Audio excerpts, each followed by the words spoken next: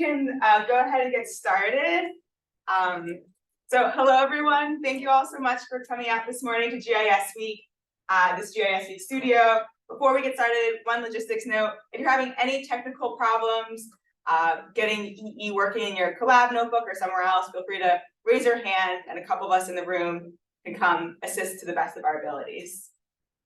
So today we are welcoming Dr. Wu, who is an associate professor in the Department of Geography and Sustainability at the University of Tennessee, Knoxville.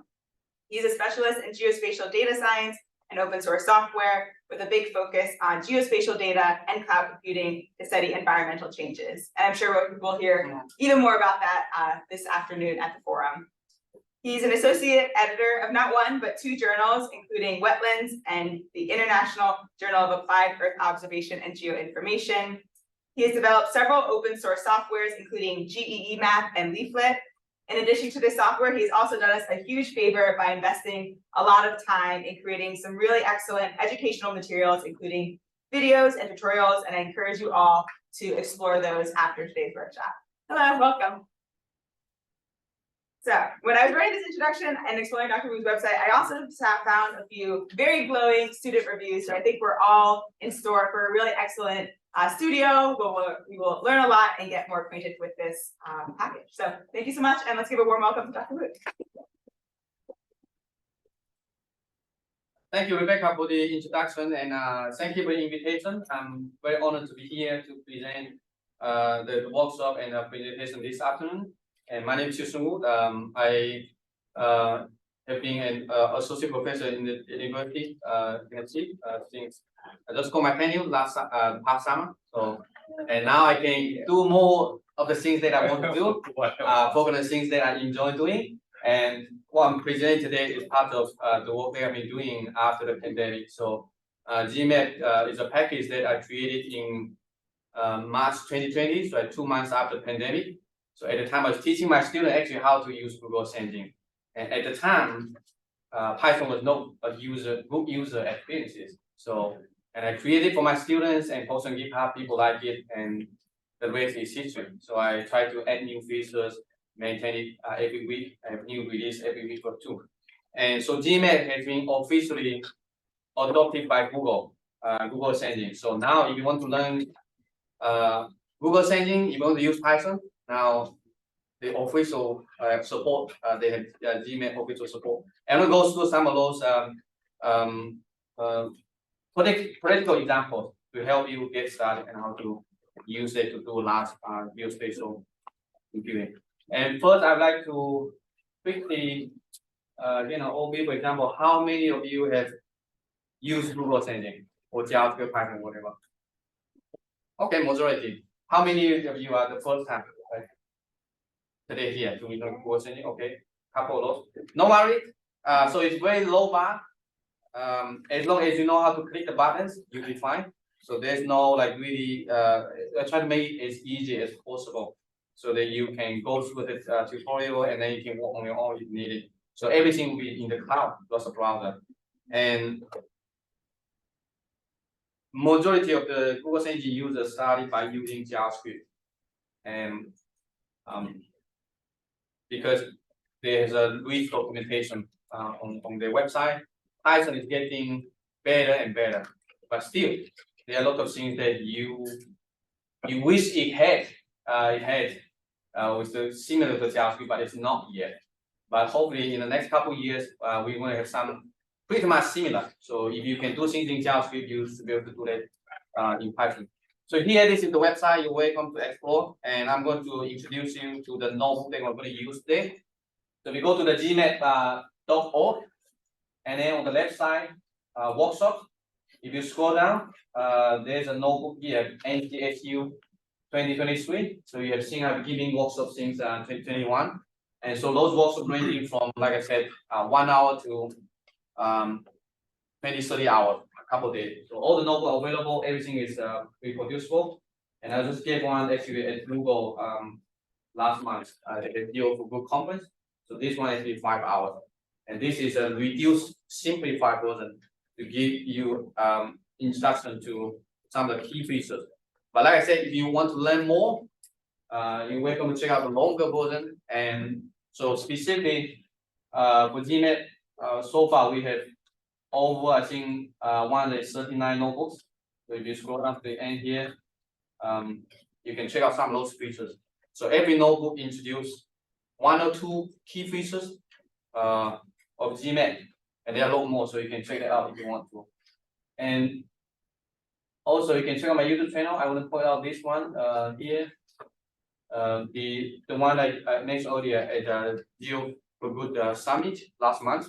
So this one is like 5 hours and have all the videos. So those are produced by Google. So it's like very high quality, high definition. So if you want to learn more after the day, you can go to my YouTube channel. You should be able to find some of those videos. And so next, let me show you how to get started. Okay. So once you click the notebooks, again, go to the workshops and find this notebook, NCSU 2013. Are we all here? I want to make sure that we can all get started. So once you're here, there are two ways you can follow through. For those of you who already know Python, already know conda, whatever, you already set up your environment, they will recommend you use your local environment. If you're new, then don't worry too much. You just you can either click this one or right click. So right click and then open a new tab. And you should open this one in Google Colab. So how many of you have used Google Colab before? Who have not used it before? Okay, a couple of those. Then this would be a good time to actually get familiar with this. It's very useful, especially for teaching and workshop, because it's just a browser. So think about Google document, right? Google Docs is used to write text. This is like used to write code and execute. So this is free cloud computing resources. It also has GPU. So actually the Google Colab here we are going to run is probably better than most of your laptop. So it's free resources that you can utilize. And so for today, we're just going to use geemap. Just want to quickly point out, if you're doing deep learning, you can also come here, change runtime type. You can actually have access to GPU, but it's not unlimited. So we use certain like exceed their quota, you won't be able to use until next month. But this is still quite useful if you need to do some quick testing. Okay, so once you're here, you can scroll through if you want. I think the first thing I want to you to change is to maybe change to the light theme, light mode. Right now, the dark mode doesn't work very well on Google Colab yet because geemap use a lot of so-called IPy widgets. It doesn't have official support for dark theme yet. So if you really like it, you can continue to use it, but later on some of the widget will look weird if the contrast is not very good. So I would recommend that if you're using the dark mode, I will switch to light mode right now. So click the settings button, upper right corner, and then just change this one to light. Okay, so that you are seeing the same interface that I'm seeing. Of course, if you want to use that mode, it's fine. Just some of the things might look different from my interface. Okay, and once you're done, then the next step is to install the packages. So geemap is actually already pre-installed in Google Colab, so you don't actually have to install it. But some of the new features not available in. So the version is installed is a little bit outdated. So if you want to check it, so I can show it here. If you click the code button, we add a new code block. So if you want to check, so this is a virtual computer. If you want to check like what packages have been installed in here, you can just type pip list. So this is kind of on Windows. You go to the start menu, it looks slow, see what's in there. And just to give you, oops, and then just shift enter, control enter on your computer, or click the button on the left side and then just say run anyway. You should be able to see all the packages that has been installed on this environment. So if you scroll up all the way to geemap, you should be able to find it somewhere. It's actually, oh, they're nice. They already updated. So now it's 0.29.5. I checked yesterday, it's not. So they update it every week or two, and so we don't actually have to install it again. You can just import geemap, it should just work. But for this notebook, we are using some other additional packages that's not including in the core requirement of geemap. So I will still encourage you to install, otherwise some of the functions might not work later. So what you can do here, you can just remove the hashtag at the beginning, or on your keyboard, Control/. It's uncommon. If you're using Mac, it's Command/. Okay, and then just run this one. So what we're doing here is to install the packages. So geemap square brackets workshop basically installs geemap and some other additional packages. A few more, but they're not a whole lot. So once it's done, if you scroll down all the way to the end, it should say, yeah, it's full. Is it done?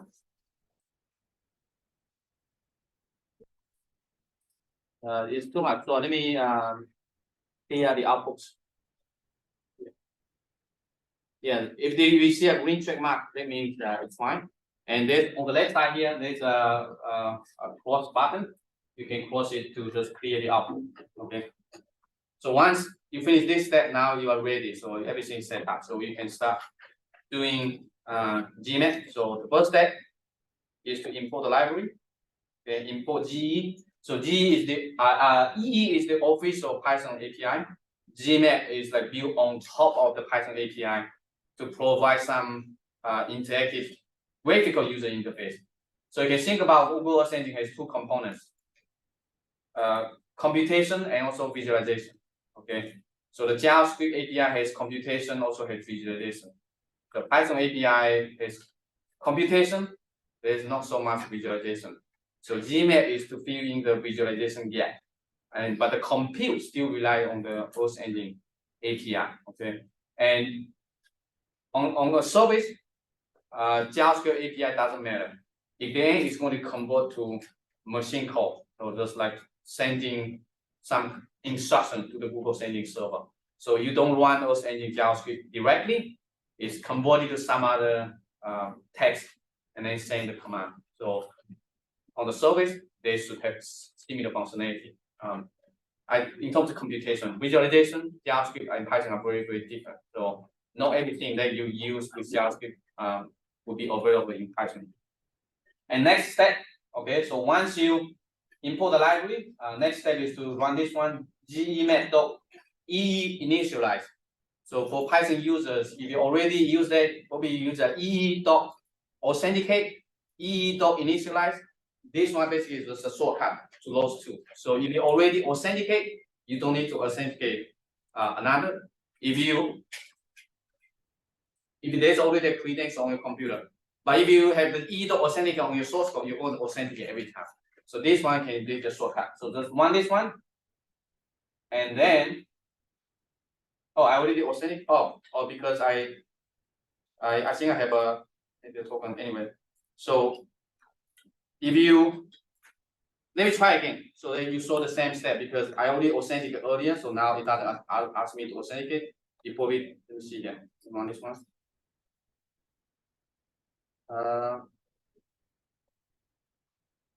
Something is weird. It might be because they update the package and then break something. Let me disconnect and restart the kernel. If you can see pop up the dialog asking you to authenticate, you are good to go. Sometimes if the package is updated, it breaks something, it might not work. So I just delete my kernel and then let me install this one more time. So make sure that we can follow through.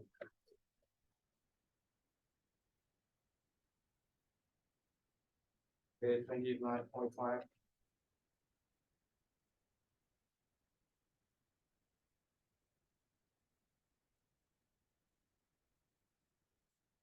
Try again.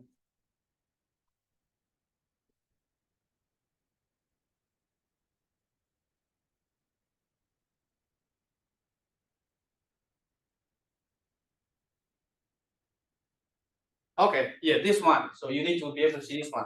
Do you see this one? Yeah. Okay, that's good. So and then click here, click the link. It should take you to the interface. So this is where for new users, you might be struggling because you need a cloud project to be able to do that. But if you don't have a cloud project, you need to if they have a star and then ask you to create something, and then you just click choose project and create a new cloud project. And you might ask you to enter a credit card or something. It's free, so for verification. So you need to actually have a cloud project. Any of you who does not have a cloud project in here? Oh, that's good. Okay, let's just continue. So, select whatever cloud project you have, and then the next step just generate token. Okay, and then select your account, allow, and the last step here, authorization token. So this is kind of like a one-time token they can use to generate another token. That's basically your secret to access your account. So click this one, and then come back to the notebook. So Doc, with this token, it cannot be repeatedly used. No, this is one time only. So this Okay. is a kind of a temporary password. Okay. And then access to account, you will generate a permanent credential files on this Google Collect. So every time we run this one, have to do this authorization. This is used to be you need to do every time, but now you don't have to. So this is one time only. So this is like a new feature that was just released 2 weeks ago. So for those of you who use Google Collect all the time, you don't want to repeat the same process. You can come here on the left side. There's a key here. This one actually allows you to add a token. Okay. So basically your keyword. So think about what we're doing earlier here. When you generate the token, is actually generate a file on this Google Collect, or if you're authenticating on local computer, it's generate a file on the computer. So let me show you where it's located. So for those of you who want to don't want to authenticate every time, you can do this. You can authenticate the same step on a local computer, and then let me show you where it is. It's actually under here. I'm on Mac. You cannot see my screen. Let me switch. Just to show you, if you want to get the token, and let me switch here.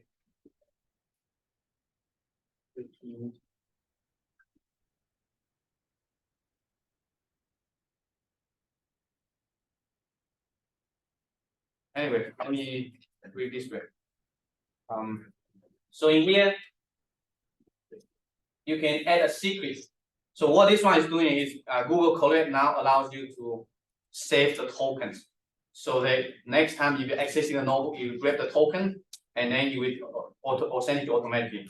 So what you can do here, if you really want, you can just type Earth Engine, EARTHENGINE underscore token, all uppercase, okay? Earth Engine underscore token, all uppercase, and then you copy this file from local computer. I don't want to take too much time, but this is something that will be useful if you use all the time. And where do you get this token? Let me show you where it is. So if you go to the geemap website, go to the book, and then under the first chapter, authentication, and I can show you where is the file being located on your computer. So these are basically the same step that we just went through earlier, and the file is under here. So look at this one. So if you the first time you need to make sure you run it on a local computer, not on Google Collect, and then it's going to generate a token under this file path. It's a hidden file path, so something called complete, and then credentials. And so open the credential file, copy all the content, the entire content, and then paste it back here. And also turn on this notebook access. So next time when you authenticate, you don't need to open it again. Don't worry, I will show you later, like after this. It's going to take you too much time because I'm not showing my whole computer screen here. But we can talk about it. But this is a new feature that was became available 2 weeks ago. So it saves a lot of time. Now you don't need to authenticate all the time. So back in the authentication in the regular notebook, you paste your code back into the little box it provides, and then do you stop the run and run it again, or? No, it's done. So now it's basically authenticated. So you can move to the next step. Just click map, and then click here, display the map. So if you can see the map, you're good to go. It doesn't say that it saved the token, so it's entered. Here.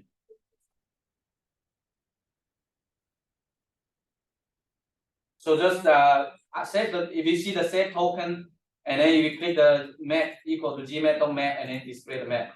So if you can see the map, that means you are good to go. If you don't see the map, that means there's something wrong. Yes. What I missed was when you're in the box, after you pasted it, you have to enter Yes, you have to inside the enter. box. Yeah, That's you have right. to Sorry. enter. Are we all good? If you not, let me know because otherwise you cannot follow through. This is the first step, essential one to authenticate. So basically, what it is doing, there are two steps. Authentication means Google want to make sure it's coming from you, and the second step is called initialization. They want to make sure that you don't abuse their service because you can have thousands like concurrent connections. It's going to, overload their server. So this is more like they kind of checking your access. But again, it's all free. You don't need to pay anything. So, but it's a free resource that needs to be shared by everyone. If they don't want to be abused by just one individual. Okay. So Dr. Wu, one more question. When we open that NCSU 23, we need to see what local copy on. No, you don't need to. Right now, everything is running in the cloud. But if you want to, you can come here, upper right corner. There's the button. And you can save this one. Oh, it doesn't. Yeah, it doesn't show up on my screen here. So it's run on the cloud. After we finish, it will have a copy for us, or no, everything is in the cloud. So everything is in the Google Colab. So if you close it, everything will be gone. But you can save the results to your Google Drive. Okay. Or you can download the data. So this is usually why we use Colab is for beginners. But for advanced users, you can follow the instruction to set it up on your local computer. So if you want to, these are the instructions to create. So it's up to you. And so this pretty much it. So the Google Colab, for those of you who are using this, you can continue to follow through and then just click the buttons, and then run it. It's supposed to run. But from now on, I'm going to switch to my Jupyter notebook because it's more smooth. Okay. Google Colab some of things might not work properly. I will let you know later if something is not functioning properly. So basically, Google Colab is similar to Jupyter, but there are some features that are not available because of the security restrictions. But for the notebook that we are running today, most of the things will work just fine. But I'm going to run it on my local computer. The output should be the same, but the interface might be a little bit different. So this is my local Jupyter interface, so I can do the same thing. Okay, so I'm going to run it. And you might notice usually I don't need to authenticate again, but sometimes the token on your computer might expire, and then you ask you to re-authenticate.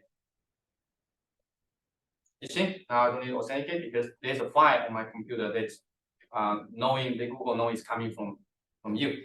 And then I can run the map. Okay, again, use the shortcut Control-Enter is to run the code block and then stay there. Shift-Enter is to run the code block and then move to the next one. Okay.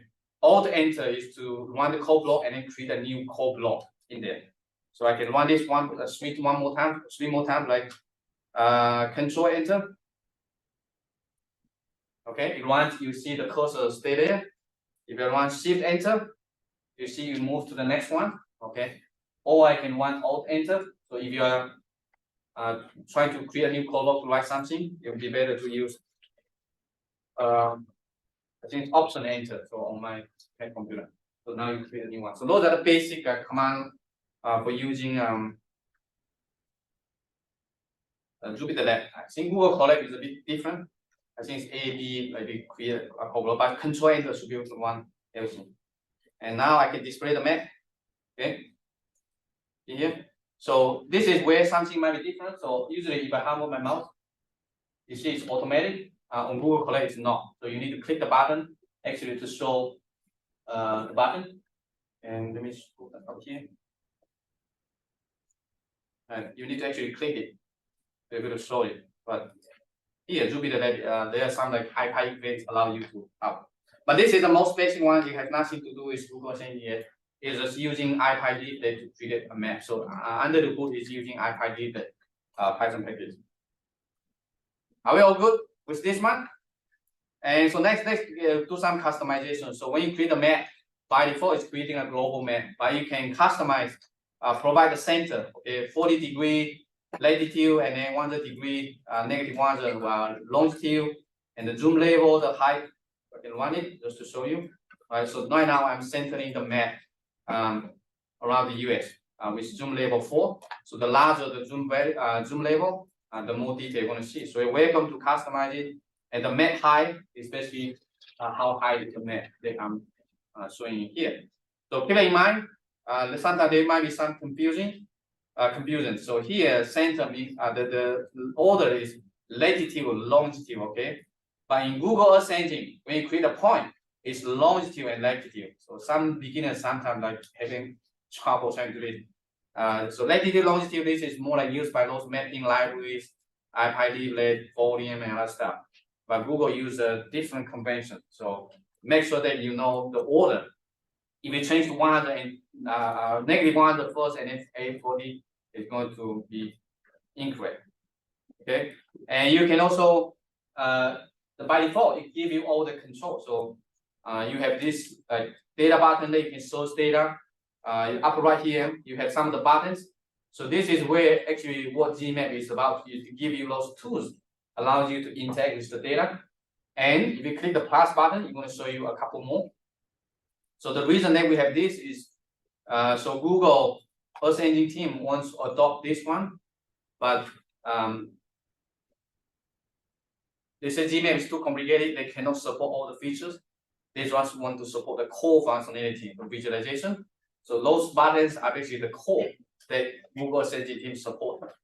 And anything under the plus button is something that I created and the community can support, but it's not officially supported by Google. Okay.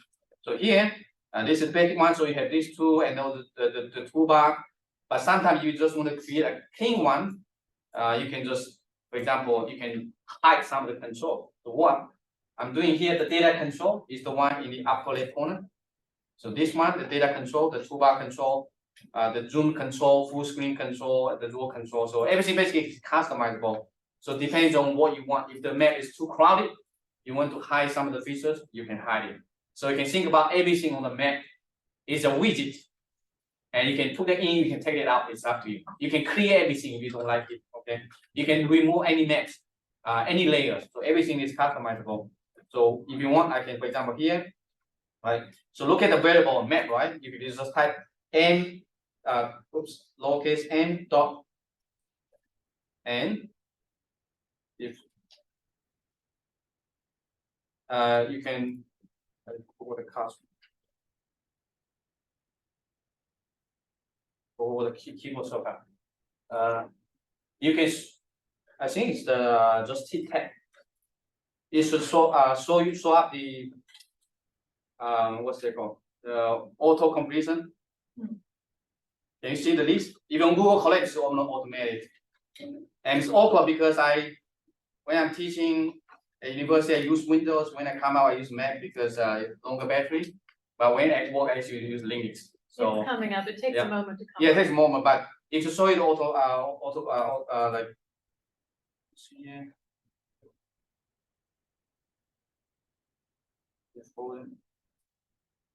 Yeah, my computer actually needs to go.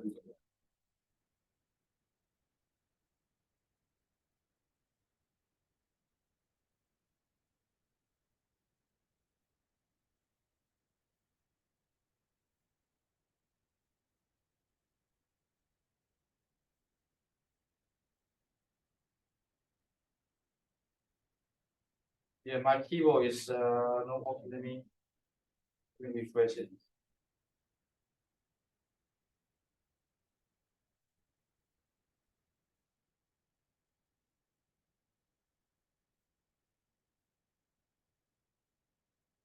There's a green problem. You can Let me stop sharing, see if it works. Yeah.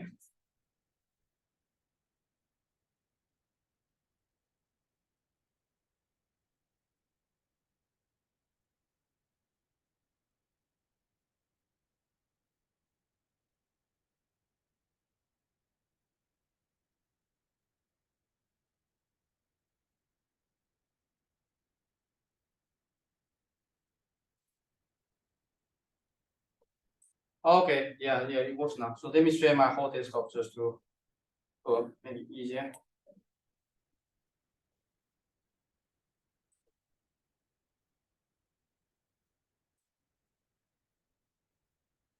See now? Okay, so here, earlier what I was mentioning is scroll down.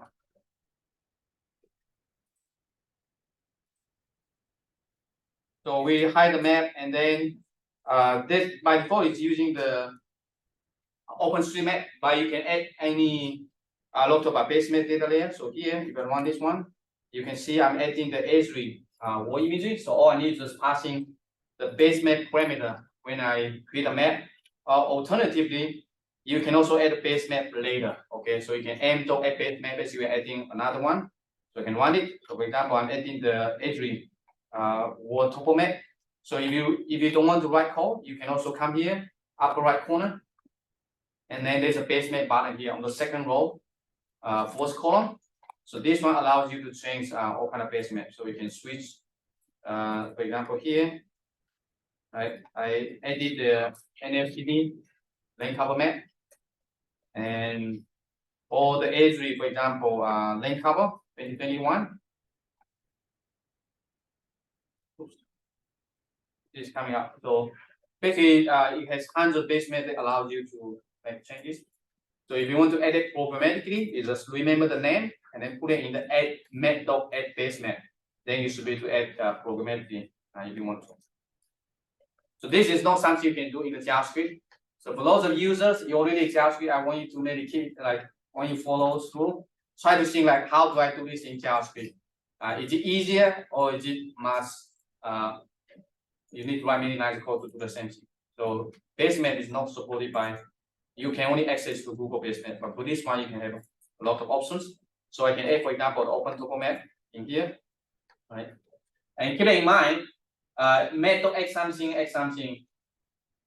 We are using the same map object, but sometimes you can display multiple views. Okay, so in here, sometimes you don't want to scroll up, you just type M and then just display. You can have the new map. So again, here I can add a new code block, then just type M, and then you can lowercase m, and you can run it. It should be the same. Okay, so right now, if I zoom in down here, the map above is linked. Okay, so you see here, I zoom in, zoom out, they are linked together. Google Collect might not work. Sometimes they don't link. So you can try to see if sometimes they improve it, might be better. But again, all the map, if you use the same variable, it will override the previous one. But you can display the map at multiple cells. So they are all basically they're all the same map. So if you do something with this map, you will do something to the previous one that you displayed as well. And if you want to see all the base map, you can run it. You can take a look. Like right now, it's 155 base map, and then you can show the text of. So what you can do is, if you want a specific one, just copy the text and then pasting in the add base map in here. Then it should work. Okay. So those are basically the basic things you can do with the map. It's not Google sensing yet. It's just a simple base map and how to customize the widget, how to add a base map. That's it. Questions? Okay. So let's get started with Google sensing. Okay, that's where the power of cloud computing is. That allows you to access data without having to download data to a computer. So the analogy is like you are watching a movie. You go to Netflix, you go to YouTube, you type, you watch it. In the old days, you have to download data, you have to go to the store to buy the DVD, or you go online and then you send to your home, take a couple of days, and then it's on the wrong one, or it's broken, you send it back, like it's like not very convenient. But nowadays, it's online. So the same idea in here, all you need to do is figure out what's the name of that data set, what's the name of that movie, what's the unique ID. And once you have know that, you can do all kinds of things you want to do. So the first one here, I'm gonna try out here. Keeping in mind, Google sensing is called server-side object, server-side programming. And the traditional Python programming is called client-side. So we're doing everything in the client. So in the Google sensing, everything is on the server. And you can think about it like a black box. Everything under e-doc something is a server-side object. So you cannot just do it like, for example, you have a number, you have a text, you're trying to plus and multiply. It doesn't work. It works locally. I mean, for other programming languages, but for Python, it's all different. So here, what we're doing is like, okay, I want to access this UAGS SRTM dataset. So this one is several gigabytes, right? Cover the global scale. And so we basically what we're doing is like, okay, point to that dataset and then give me the metadata of the dataset. So we are creating a variable, and if you type just a variable, and you will see something like this. If you already use JavaScript, this is kind of very much similar, just the print function to print an object. But here, give you access, for example, what's the band, of the image, what's the property, for example, the description, everything, and also the links. This is basically the same that you get from the Earth Engine dataset webpage. So for any, if you want to try out any dataset, you can go to the Earth Engine data catalog. I will show you later how to actually do the source, but this is the most basic one, is to kind of like you go to Netflix, you click the movie and then see what's the cast, what the character, what's the plot, something like that, just to show you the information so they you can see, oh, is this something suitable for your project or not? Okay, so this is where you do. So e.image is pointing to a single image, but you can also do e.image collection. So you can point it to the entire collection, for example, length 8 or 9, kind of like you look at a series of TV show, you have multiple episodes. The same analogy, so you can get all the information you like, and you can click here, like you can hide it. So next, let's really see the data set. So now, okay, this looks like suitable data set. I want to use it.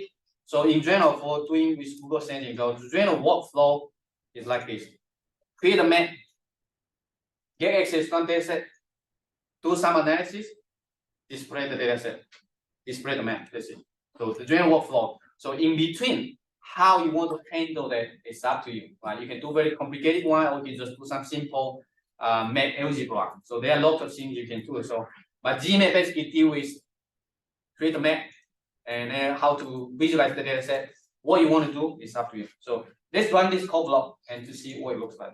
Okay, a simple one. Right now we're loading the DM, and again, this DM is like many gigabytes. Essentially, right now you're watching a movie. Okay, and you can zoom in, you can zoom out, you can make changes you like, and the data is not on a local computer. So one thing to keep in mind is Google Sensing is very powerful, very fast. The reason for that is it's not actually downloading the whole data set. So imagine this one is 10 gigabytes. What we are doing right now is very tiny. The reason for that is we are not accessing the native resolution. So this is, for example, 30 meter. We are only accessing maybe 30 kilometer, because right now you're seeing the global like view. You don't need the native resolution, right? Just like you're on Google Earth. You go to Google Earth and you show you the globe. Right? When you zoom in, you show you more. But when you zoom out, you don't need the 1 meter resolution, right? Because you don't see the detail. So it's kind of resample. So in the data set, they resample the data set. But when you zoom in, right? It's also very fast to the data set. Why? Because your area becomes much smaller, or even though your resolution becomes higher, so still your file size is actually very manageable. It's actually pretty small. And under the hood, we are not actually downloading the original data. We are downloading PNGs. So just like you're looking at Google Map, Google Earth, it's downloading a small piece, and then putting it all together back here on the map just to show you. So you're not dealing with original data. If you really want to see behind the scene, you can click here. Probably doesn't work on Google Colab, I'm not quite sure, but I can show you, for example, more tools, developer tools. And then here, let's go to the right a little bit. If you click the network tab, and so now if I click, pay attention to the network tab, you zoom in, if I zoom out, you see it's like scrolling, and you have a lot of like PNG somewhere in here, like .png. So basically the map that I'm showing here is being divided into like a series of tiles. Every time I'm zooming and zoom out, it's actually requesting the tile, not requesting the original data. So again, if I probably need to scroll all the way to the bottom to see how it's changing. And if I move to somewhere else, you see, there are a lot of this network requests back and forth. And this is why Google Sensing is so fast, because behind the scenes, there are like tens of thousands of servers. So imagine you are doing the computation at a global scale, at something like this. It's actually subdivided in time into like, so you zoom out, you see, it's like, do you see the square? It's coming up slowly because it's sending the request and then compute and then pass it back to your computer. If the tile already exists in your computer, it doesn't need to request again. Okay? So those are more like a technical, like how it's being handled. Unlike traditional remote sensing, if you open a 1 gigabyte file on your computer using ArcGIS, it's dealing with that 1 gigabyte. So you need to have enough memory to handle that. This is like you can do thousands terabytes without any problem, because it's not processing 1,000 terabytes all at once. This will be 10 megabytes, something like that, because it's lower resolution. and this is why it makes it fast. So let me come back to here. So for Google Sensing, for anything you want to visualize, there's some visualization parameters. So you need to specify, for example, the mean, the max, the palette, and then all the layers pretty much uses 8 layers. And the first parameter is that Earth engine object. So that one is the original data. And then visualization is like how you want to visualize it. You can customize it. So for those of you who use like QGIS, ArcGIS, basically you load the data and then some default, you can click this, open the settings, you can change the symbology, change the mean, the max, and then the color, something like that. But Google Sensing, it doesn't have the interface. So you will need to actually do the coding. But of course, if you want, you can use any name. So this is using the list of hex color code. But you can use any, for those of you who are familiar with matplotlib, you can use any text. So I can do here, like I can just type terrain. So terrain is a color map, right, available through geemap. So we can just run it. See? So now I have terrain. But you can change to anything you like, or I can say maybe cool warm. Okay. You can try. If it doesn't work, it's going to show you. Okay, so I'm going to maybe have a typo here, and by default, it's going to show you something like totally dark because the color map doesn't work. So, and if you really want to don't want to do coding, there's also an interface. So you click upper right here, the toolbar, and then on the left side, there's a layers icon. So if you click this one, then here you can turn the layer on and off. Okay, and you can also change the opacity. Right, so very easy to do. So, and you're going to change the color map. There's a settings button here. Click this gear icon. It should pop up and then allow you to make changes. And then you can select, for example, color map. You can choose whatever you like, and then you apply. Yeah. So two questions. Easily we can do visually here, but what we change can turn to a code. Yes. So here there's an input button here. So when interface make changes, right? There's an input button. It doesn't show up. Import, yeah, import. So that one probably that one used to work on it should print out the text in here. So basically everything we're doing here under the hood, there's some code to make changes. Or export after the code. Export after the code. What do you mean? Means we can do later. Yeah, you can do it. So the input button is supposed to work. The question. Maybe it puts it on your clipboard. Oh yeah, it's under the clipboard. I think I forgot what. There's some security issue that doesn't allow you to do it. Yeah, it's under the clipboard. So if you create a new code block and then just save, you should be able to do that. So we're gonna show you the bands, the classes, something like that. But usually users want the name. Okay, just find out the name. So for example, here I can do maybe just find another one here. For example, maybe BRG. Okay, yeah. Because code is important when we do machine automatically generate. Yeah, we need that. So just like BRG, and then here you can also change, for example, the minimum and the maximum. So if you zoom up here, right, you can customize it, and once you find the settings, then you get the code and then you pass back. So then you don't need to use the interface again. So in that way, it's more like reproducible. So here I can change the value, for example, to 0 to 4,000, 5,000, or you can double click. You should be able to enter here the number. So for example, I want to from 0 to 4,000, and then hit enter, and then you can just click apply. Okay, and then from here, then you can go back to the code. For example, I can say okay, VRG, and then 4,000. All right, and then run again. You should get this exactly the same like what you do. So basically, the interface allows you to explore and then find the settings that you like. Then you can just And how could we find under the UATS? You use that 003. How can we find how many options, how many choices we have? Oh, good question. So we haven't covered it, but later I can show you how to search the data set. So essentially it's here, and then you come to click the upper left corner, and then the data. So this basically allows you to search any data set you like. So I can say elevation or DM. I think it's elevation, and then you can select from the drop-down list. So these are basically all the data set. Okay.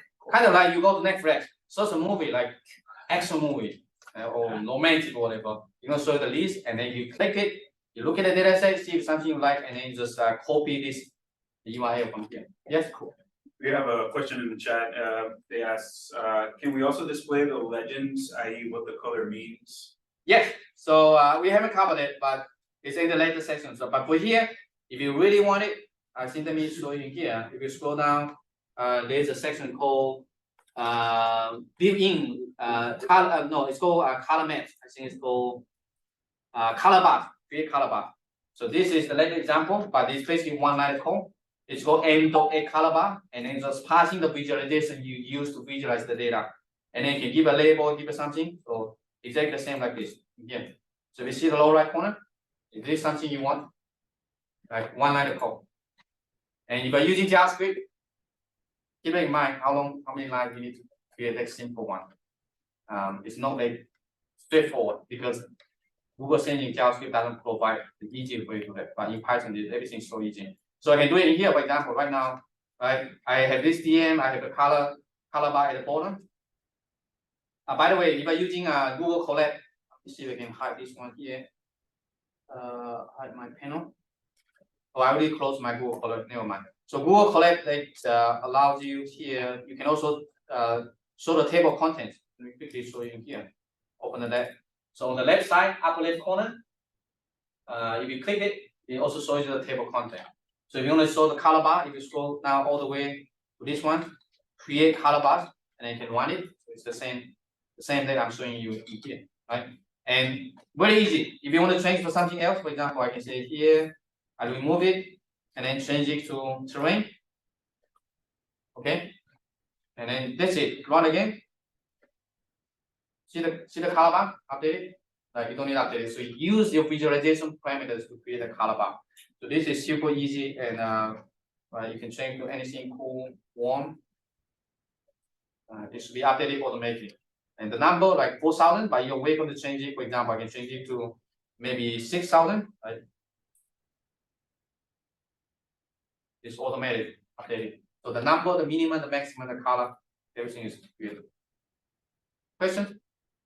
These are all good questions. You know what I'm going to present later, so you will be right and show you right now. Yes? Is there some type of documentation on all of the different options for the parameters? Yes. So the option actually come from Google Engine. So if you want, I can show you here. Go to the Earth Engine. Just Google Earth Engine. Go to the home page, and then from the guide on the left side here, you go to image, and then image visualization. So here you can show all the parameters that's available. So the minimum, the maximum, the band, gamma, the palette, opacity, something like that. So, but usually there are two types of data you need to visualize: a single band, a multispectral band, and some vector data. So for single band, usually just minimum, maximum, and also the palette, the color palette. For multispectral band, it will be minimum, maximum, and also the bands, right? So the top one in here, first one. So we are going to go through a lot of examples. We want to cover all different data types: image, single band, multi-band, vector data. Okay, so let me go back to this one.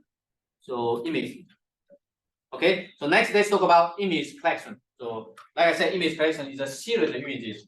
You can think about it directly on a computer that has a bunch of images. So it's a collection of images, and the images usually they belong to the same sensor, belong to the same data type, but it doesn't have to be. So image collection can have multiple type, multiple resolution images all together if you really want to. So if you see here, collection equal to e.image collection, and then this is basically the unique ID. Again, for those of you who are interested in like, oh, where do I get those? It's actually very simple. So if you go to the data catalog, like this is the entire Google Engine data catalog. So all the data in there, and essentially this is the Netflix movie database. Okay, you search anything you like, or if you already know that you can navigate, you can get into it. So I'm going to, for example, I know I'm looking for lens set, right? I'm going to click into lens set, and then it's going to show you multiple sensors. I want the lens set 9. Okay, even the same lens set, you have multiple data products.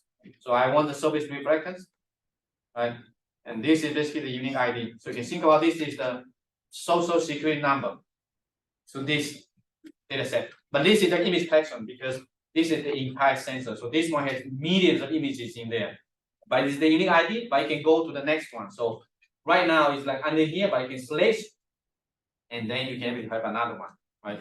We'll show you more examples later, but this is actually how it's being organized. So all the data, it can be either an image or image collection or feature collection. So those are the three key data type in Google Sensing. And so let me come back to here, right? So all we need to do, okay, I'm pointing to this image collection.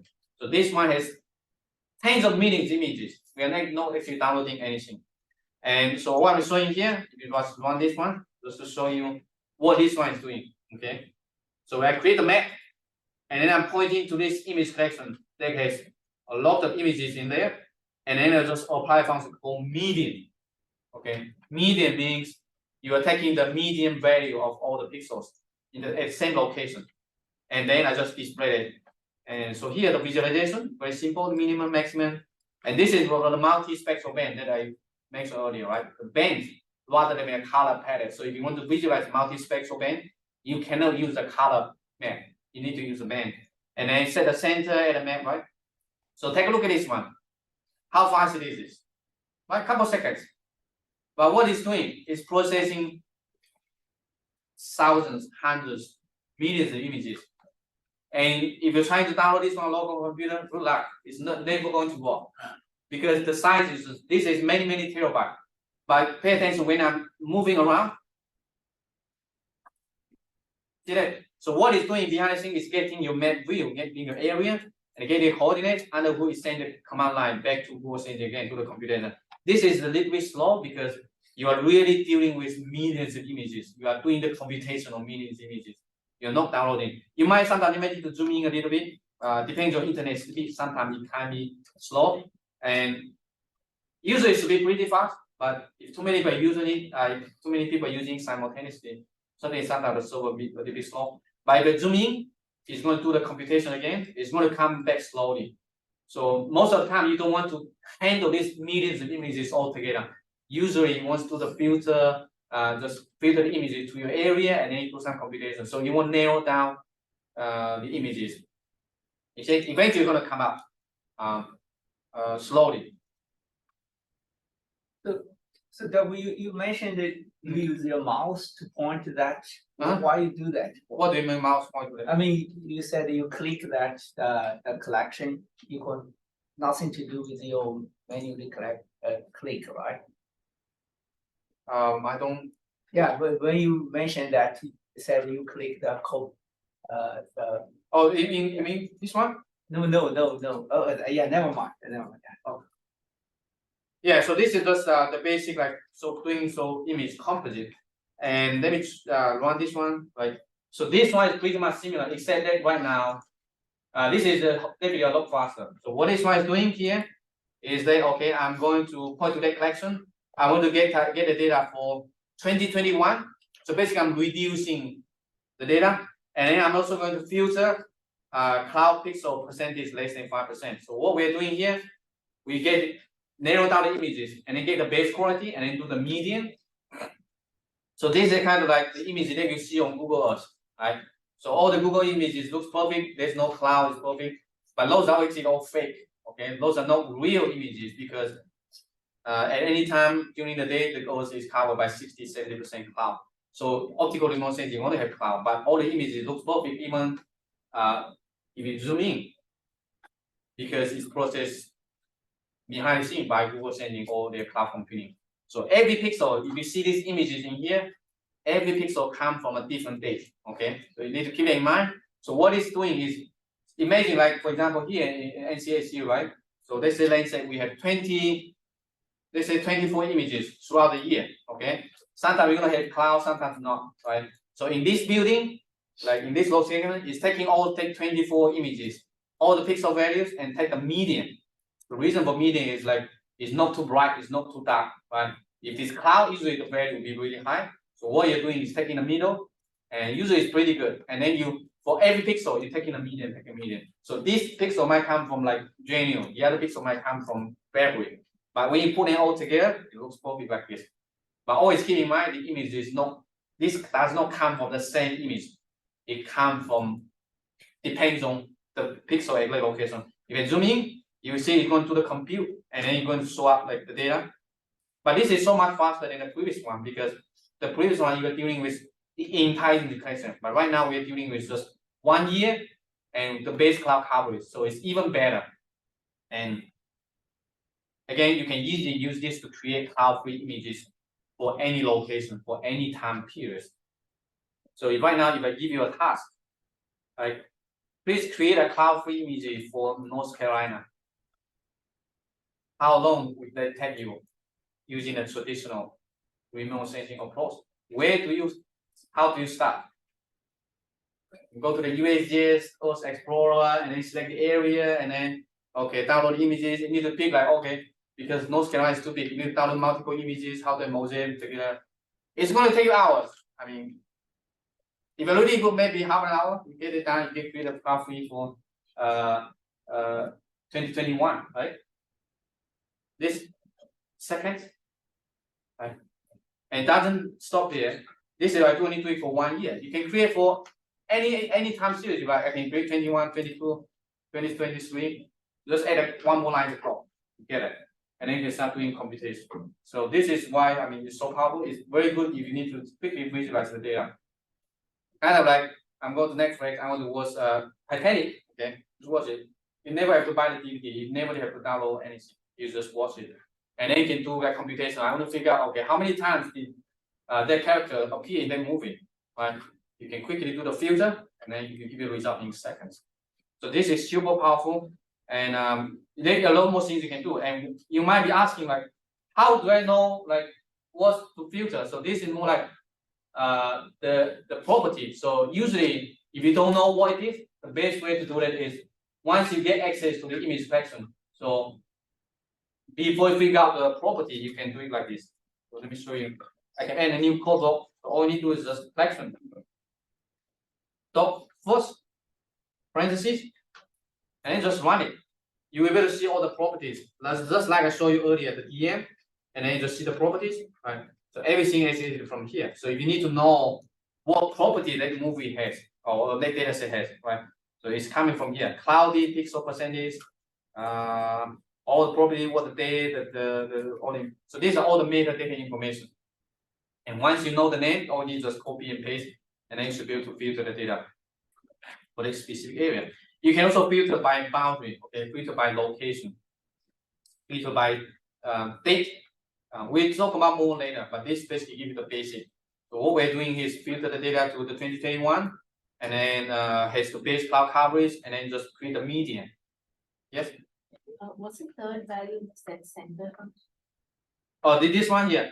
This one is longitude, latitude, and the zoom level. Okay. But usually you don't have to. I can show you here. It might be difficult because sometimes, so by default, if you don't do that, you will create a center around the US. It should be global scale. Okay, so you will something like this, right? And this is very slow. Usually you don't want to do that because it's really processing the entire catalog because they tens of millions. If you zoom to a location, it will only process images within that map view. So it's usually better to zoom to a location rather than do it here in the Control Z. Yes? So if I want to like filter by, like I have years, but I don't want all the image for that year. I want specific months in each of the year. Is that possible? Yeah, good question. So there's a filter by date range. So let me show you here, right? If you want to really like figure out how to do that, so everything in Google Sensing is like API. So all you need to just to figure out what to do with the API. So let me go back to 1 second. Let me go to the documentation. I can quickly show you where you can get your information. So here I'm going to the Google Sensing. So okay, and then from here reference. On the left side, client library, and you can see where is it? E-doc filter, and there's one called calendar range. So the calendar range basically means you can specify, for example, month. I only want the data for summer from June to September, for example. You can do it in here. So all I need to do is actually pretty simple. I can just copy this one. Okay, so I'm gonna come back to here, right? This one is like, of course, if you just for a specific year, I can do, I can pass in January here, and 06, right? And then here I can do maybe 10 October. So this will give you a specific year. By you're doing the image like for multiple years, you can pass in another filter. So in here I can say dot filter, and then paste this one, and then here I can say okay, from for example, 1 maybe 6 to 9, and then like the field is by month. So what this one is doing basically is getting all the images from June to September. Make sense? So all the filter in here you can check it out. There are lots of filter you can do, right? Month, day of the year, hour, minutes, seconds. So you can actually have very fine control about what you want. So here, let me change it back to, for example, even I'm putting January, June to October. Here I can change, for example, to 8 to 9. Export as well. But you can just add one shortcut, just like 08 and then 09 or something like that.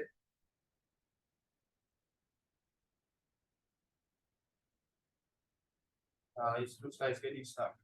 But the filter can filter by date, filter by bounds, filter by a generic filter, and you can also see here image collection. And if you scroll down the filter, here there's some functions like filter by date, filter by bounds, or a generic filter. Okay, so basically kind of like in GIS, select by location and then select by attribute by the date.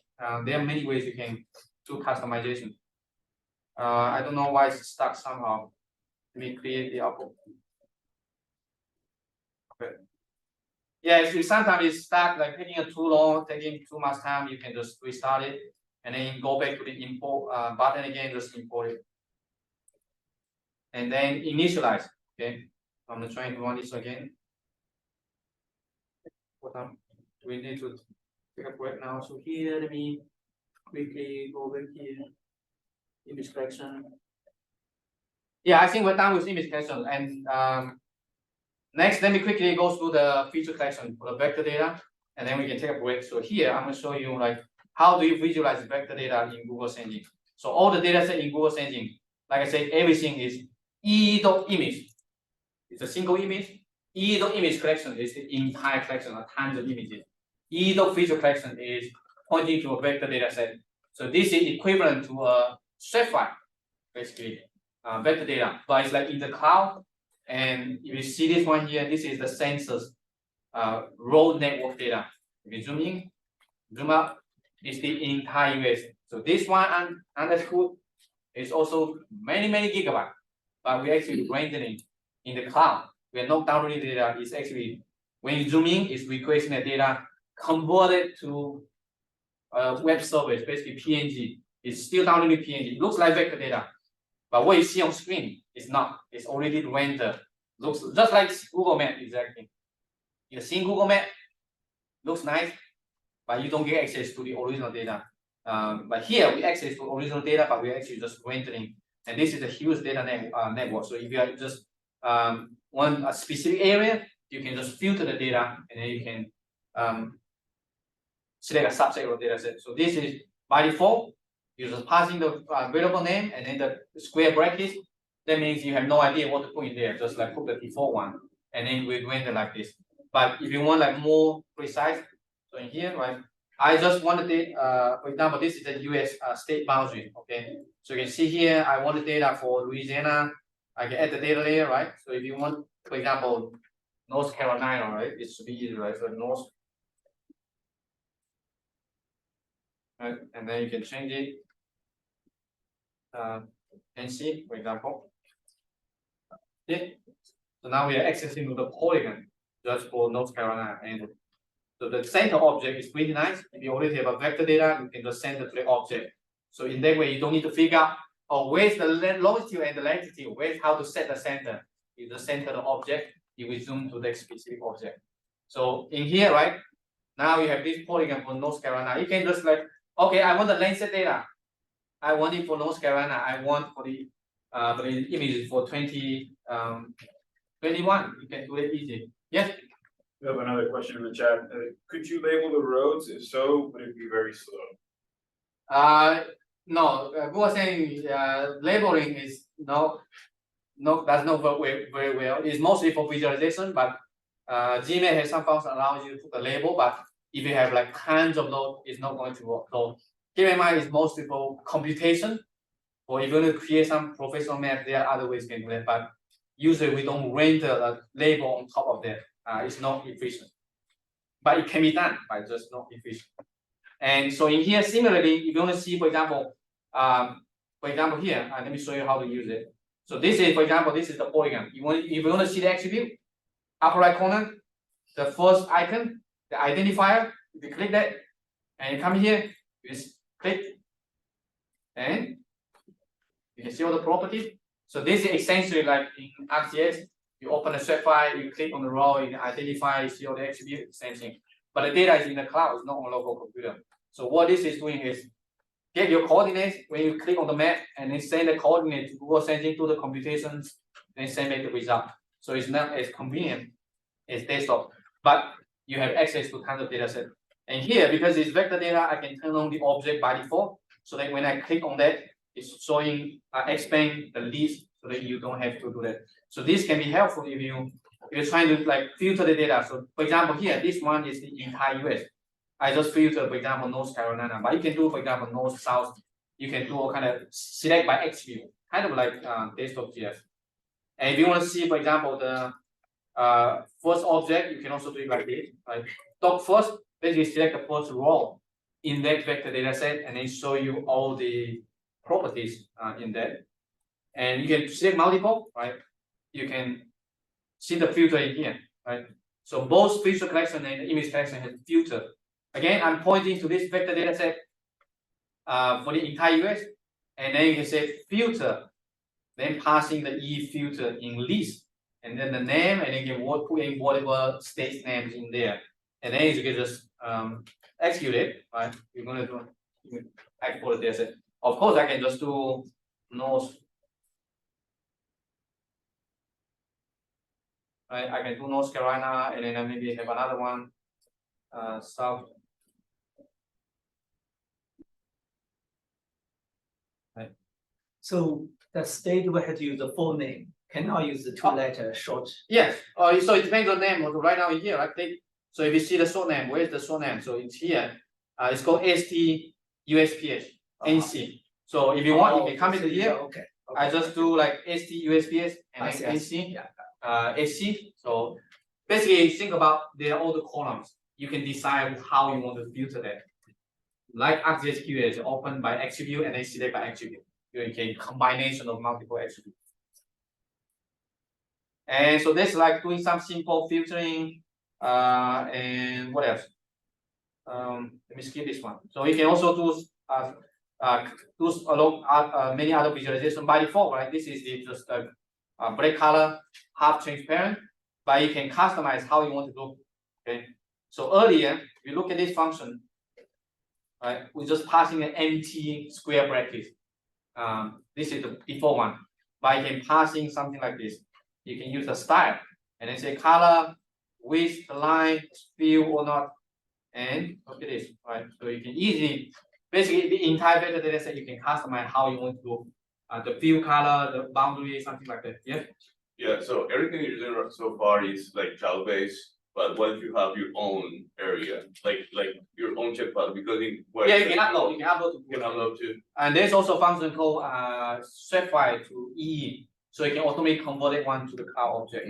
But it's usually only good for small data set. If your vector data is like gigabyte, it's not going to work. But if you only have like a couple KB, you can just call this function. So here, let me quickly, you'll be just like geemap dot, I think it's called shape file, for example, to EE, or vector. I think there's also a vector to EE. CT1, yeah, vector to EE. So you can do GeoJSON, shape file, GeoPackage. But again, small one works just fine. Larger one is not going to work. So let me show you here. Let me just to show you like how it works. So I'm going to maybe go to the geemap, not this one, here, geemap.org. Let me download just a sample data set so you can understand what I'm talking about. Example, data, right? So these are some of the sample data set I have. I have, for example, country.geospatial or country.shape, whatever. Assume that you have some of this data set on local computer. I just download it, right? So this is the GeoJSON right now on my local computer. So all I need to do is like vector to EE, oops. Okay, and then you just passing the file path to your data set, right? So it's country.ssp. So here I can just do country.geoJSON, right? And right now I'm turning this one to a Google Ascending object. So I can say country equal to this one, okay? And now if I execute it, so what is it doing is reading the file and then convert it to GeoJSON. But it depends on how big is the file. So if it's too big, you better upload, just upload data to your Google Sensing account, then you can use PAL. But for the small one, this one works just fine. So right now, if I type this one, right, countries, dot first, oops. So right now, basically, this is Google Sensing object now. You see the feature, and I can edit one back to the map. So I can show you here. I can create a new map, okay, equal to geemap.map. And then I can say map.add layer, okay, and then just passing the countries, and then M, okay, back to there. So I already convert this one to the cloud. So right now you can utilize the cloud computing. So you can do the filtering, you can do something. You can also use the inspector here, right? So if I click somewhere here, you see, oops. This is yeah, just turn this object and then, for example, the US. Okay. So now it's in the cloud. Kind of like what you're doing is you have some movie you want to share with your friend, and Netflix provide a way for you to like drag and drop a small movie on their website and then you just share with anyone. That's similar. But if you have a high definition movie that's like 10 gigabyte, it's gonna take some time to download, right? But for smaller one, it's instant, pretty much. So the general rule of thumb is maybe less than 10 megabyte is fine. Larger than that, you probably need to upload it and then eventually you can use it. So if you really want upload it, it's from here. If you go to your Google Sensing account and then go to the code editor, then on the left side here are assets. So this is where you actually upload data from your local computer to the account, and then you can access it. So for example here, you can new like upload GeoTIFF, swap file, CSV, folder, something like that. So if you have, for example, you have some, let's say UAV, right? You have tons of UAV images on a local computer, but now you want to use cloud computing. It's many terabyte or gigabyte. You just upload it and it stays private under your account. Only you can access it. But those data in the public data catalog, everyone can utilize. Okay. Yes. We have a question in the chat. Can we integrate GMAP with Planet to access high resolution images such as those with 3, 5, or 10 meter resolution? Yes. So for the data set is already on the Google Sensing data catalog, you can access directly. For the data that's you purchase, then the answer is that, yeah, you need to upload it here. What I'm showing here. But Google Sensing already has some Planet imagery. So you can come here. I think right now it's under the publisher data catalog. So Planet imagery, you can click here. And for example, here, all the data sets in here, the entire image collection. So for now, right, okay, I'm studying Africa. I want to access the Planet imagery. Basement, yeah, simple and easy. Just come here, okay, copy, and then come back to here. I can create a new map. And just like this, paste the URL, and then give a name, for example, a variable name, for example, collection equal to something. And now you have access to the entire data catalog. So in here, it's up to you. You can access just the first one. So you can say first image equal to collection. Oops. So first, okay. And then you're pointing to the first image. Then you can just add layer. Right. First, that's it. It should work. Oops. What's the error message? Asset cannot be found. Oh, this one you might need to ask for access first. I think this one is more like they used to be able to access that, but last month I think they changed from like public data catalog to something like publisher. So now you basically need to request access first. I think there should be a link somewhere. Yeah, you might need to look at the description. But it's definitely accessible somewhere. Oh, my account doesn't have access, but well, let me try this one. Open the code editor and run it. Yeah, you need to request access. So it's not enabled by default, but you can follow the instruction to enable access.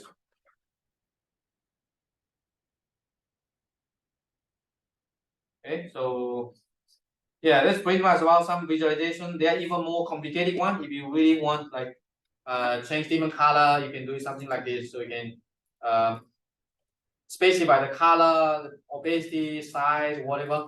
And similarly, if you are really lazy, you don't want to like provide those parameters, yeah, you do the same thing like just like what we did earlier. Go here and go here, and then just click this settings button. And here you can, oh, this is already changed to raster. You want the original one. Let me come back to this one. Just show it here. So just add an empty one.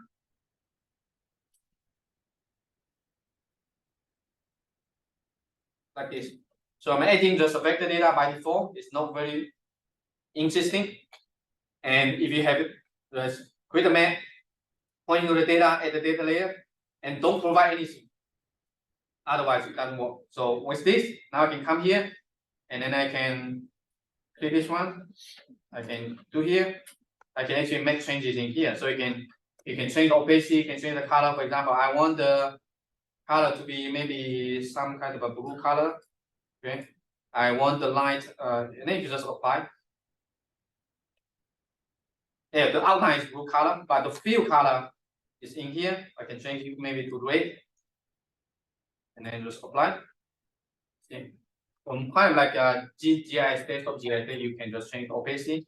You can change the outline. So, for example, the line width. If you really want to be thicker, you can do this. Right. And similarly, if you click the import, it should be copy to the clipboard. Control V. Yeah. So you can see basically the style visualization here that I'm doing. So all I need to do, I'm going to come back to here, Control X, and then I can come back to my source code here. Just paste this URL, and then so in here I can just doc style. Okay, so this is like Python style. The style function basically you give me a vector, I'm going to style it, and then just to style. Okay, so this is basically unzip the dictionary, turn it to something equal to something, comma, something equal to something. But right now you run it, you get exactly what I showed you earlier. So basically you can use the interface to explore, get some parameters, and then you can pass it back to the source code. Question? Yes? How would you export this? Like, say you don't want to cloud compute anymore, you want to store it locally, like? Yeah, good question. We covered, not sure if I covered it today, but there's a whole section in the book that teach you how to export the data. So in here, if you go to the book.geemap.org, on the number 7 here, export data, you can export vector data, raster data to your local computer, to Google Drive. It's pretty easy. So later on, if we have time, I can cover some of those. But you can look, go through the book. Everything is like you can just open, for example, in Google Colab, and then you can just run through it, and it's worth fun. Okay, I think let's take a break, maybe 10 minutes break, and then come back at 10:30. We still have a lot, so but we're moving a little bit faster. But if you have any questions, you can talk to me. If you all sign in, we have a couple laptops scattered around the room. Maybe showing some tricks, how you can quickly export some data that you like. And so I recommend going to the Earth Any Data Catalog, and then just search any data you like. So in here, I'm just going to view all the images. So this is like right now, I think almost 1,000 data set. Okay, 1,000 is really small, but here in mind, every data set is like can be millions, tens of millions images there. So in here, you can just search any keywords you like, elevation, fire, anything you like. It should be able to filter to the data set that contains that keyword. Okay, if you already know the data sensor that you like, perfect, just type the name, Lancet, or for example, I'm interested in looking at the USDA net imagery, National Agricultural Imagery Program, right? So this is the base data set, high resolution available for the entire US with multiple time series. So if you're looking at like accessing airway imagery, this is the best one to go. So in here, just click, right? And you can read the description. So usually, what you want is just like come here and then just click the open in co-editor, and then it will take you to the website. Then you don't need to copy paste, and then just click one, and then just see what the data looks like. Okay. So this is, you see now the same thing like you go to Netflix. So type a keyword, movie, and then whatever you like, open it. That's it. In here, this is using JavaScript, but if you want Python, you can do that as well. So I'm gonna come back to here. Go back to my name here. Let me show you. Actually, it's like also in the data catalog. So I'm going to create a map in here. On the left side, you can see. Actually, let me change it because I have some of the package functions not updated here. So in the past, actually, Gmap is like the convention is like this. Use uppercase map. Right now, I'm using lowercase m because Google adopted it. They want to follow the convention using Python. But previously, in all the notebook example using the uppercase map, the reason is to make it consistent with the Earth Engine JavaScript. So if you go back to the JavaScript here, oops, you see something like the map. The map is a preserved keyword in the JavaScript interface. But we can do the same thing. So I'm going to show you here. Let me, change it to the uppercase map for the time being. It will be easier for you later on. So here I create a map, and then I can do the same thing. Come here, data, okay, and I know what the data I want. I just type NAIP, right? Hit enter. See, this is only one, so it's going to show up here. And if you scroll down, you're going to see the same thing that you see on the web page. So the nice thing about this is you don't have to leave the Jupyter notebook interface. You can finish everything without having to browsing other data sets. And here you can just click the import button, okay? And it's going to convert the JavaScript example on the web page to Python. So now you don't need to do conversion. So I think it's automatically copy to the clipboard, and then come back here, Control B.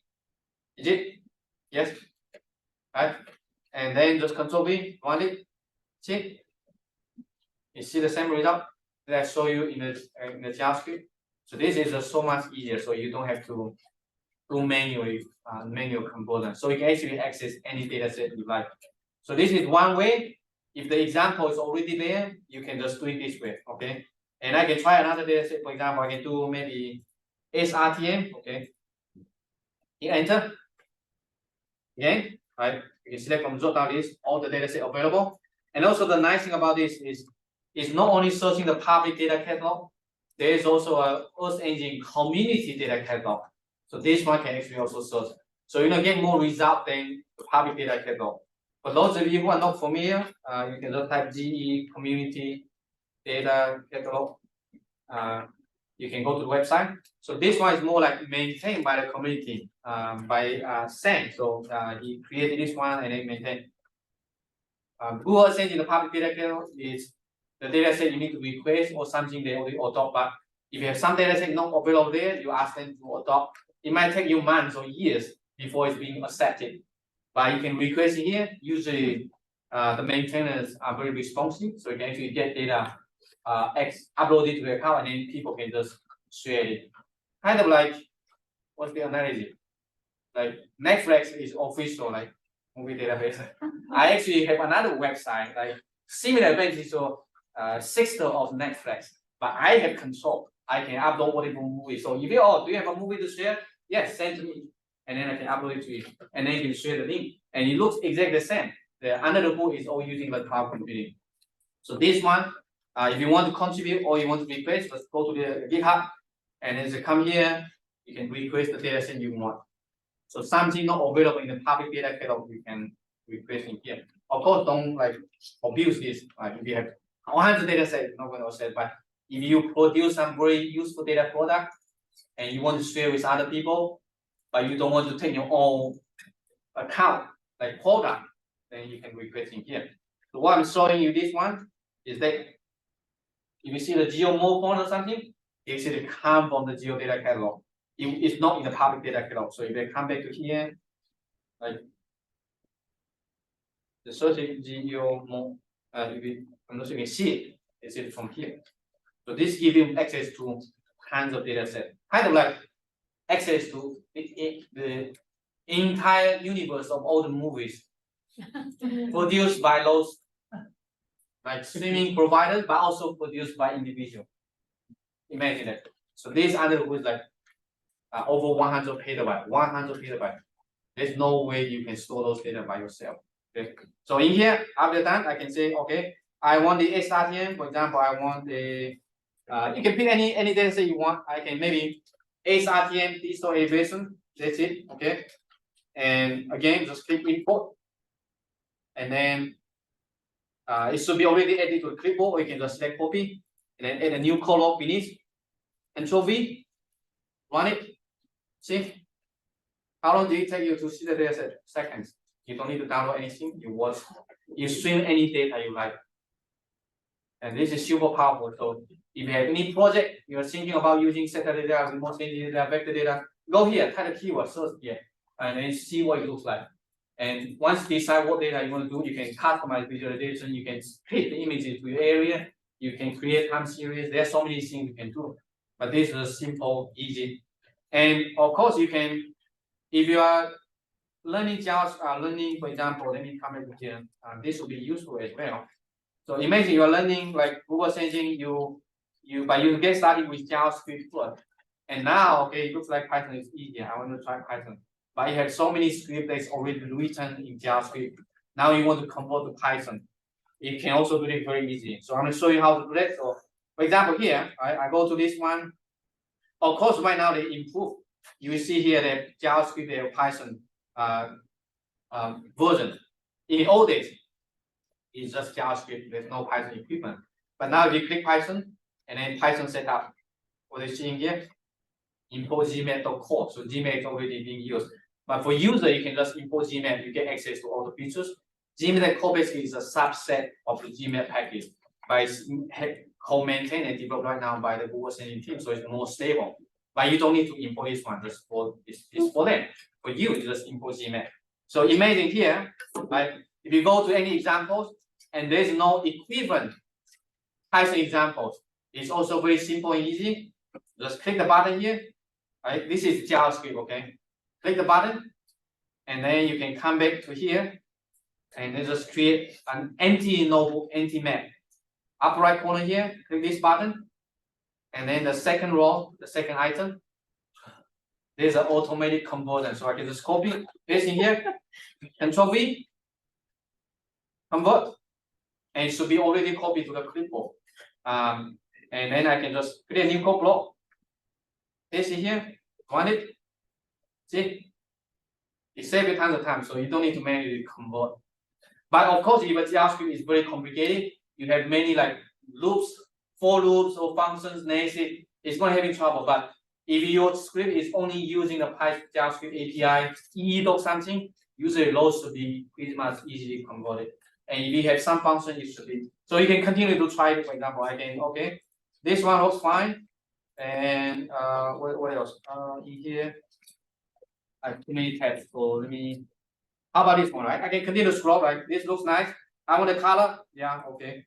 Come here, copy, and then clear, Control V, paste, and it's added to clipboard. Run again, Control V, Shift. Oh, it's turning on, so you have to turn the layer on. See, NDWI, extract all the water bodies. See how easy it is, right? There's pretty much no coding. So if you're already familiar with JavaScript, you want to do a lot of automation, this can help you. And another thing is like Python is very powerful because you can communicate just like what I showed you earlier. You can just convert your thread file, geosystem or local computer to Earth Engine object directly without having to download other things to your account. JavaScript is good for getting started, but there's a lot of limitation because it's limited to the browser, limited to the JavaScript core editor. there's no communication between the browser and your computer. Python is more flexible, and you can also automate. If you need to export, let's say 100 images using JavaScript, I'm not sure how you do that in the past. Click the button 100 times. If you have drill down the Python, one line of code, automated, everything is automated. Right. So there are a lot of things you can do, and also if you want to use, you can Gmap also support ArcGIS Pro, and there's also QGIS plugin. So if you want to pull the data into desktop.js, you can do as well. Those things you won't be able to do in JavaScript.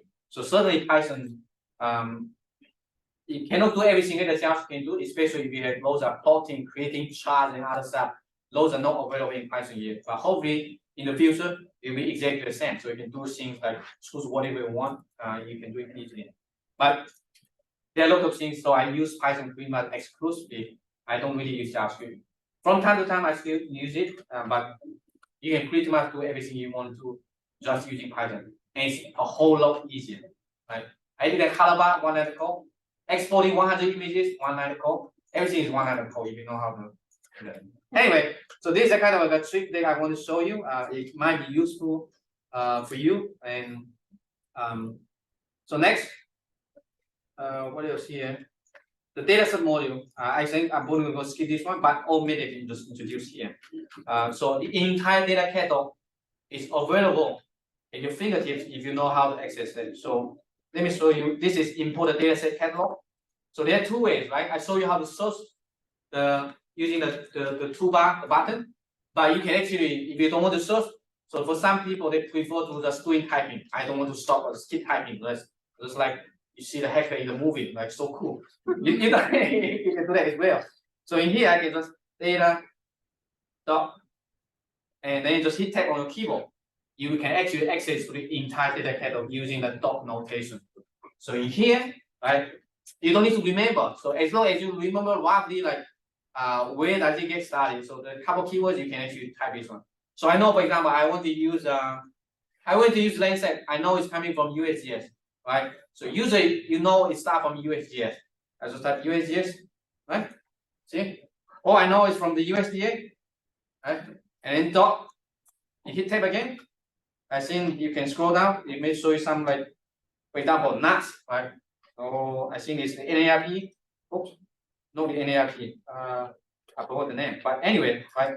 So we get into this one. I just want it, and actually it has a couple more down there. So okay, NAS docs corporate data layer, and then kind of like this, the dot notation.